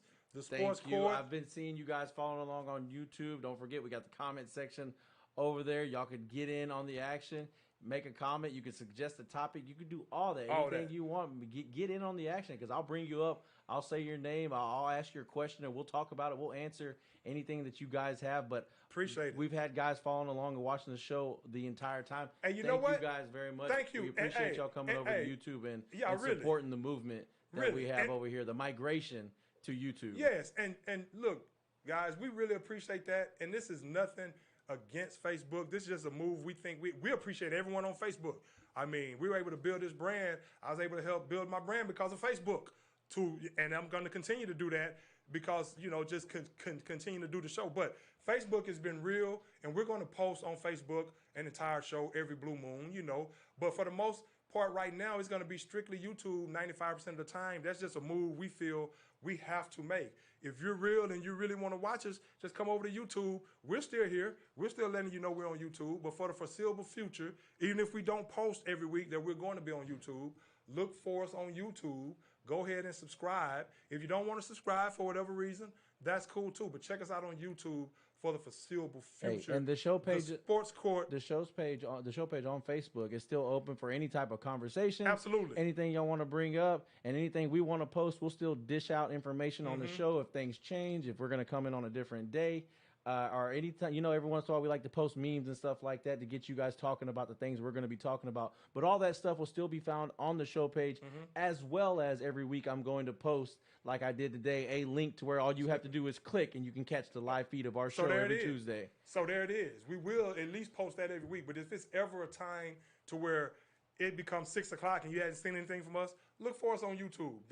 This is where we will be for the foreseeable future. We just think that it's a move that we have to make right now, even if we have to take a hit backwards, not get as many views or whatever. But I think this is just something that's necessary right now to eventually get YouTube to ultimately where we want to get it. And in order to do that, we're going to have to get some of you people over from Facebook to YouTube. As much as we love Facebook and appreciate the support. So again, there's nothing personal in that regard. It's strictly business. Hey, we appreciate you all. The Sports Court, House of Legends Entertainment, the Sports Court with Gregory Beatty and Eddie Cox. Legends live and let live. All right, we're out of here.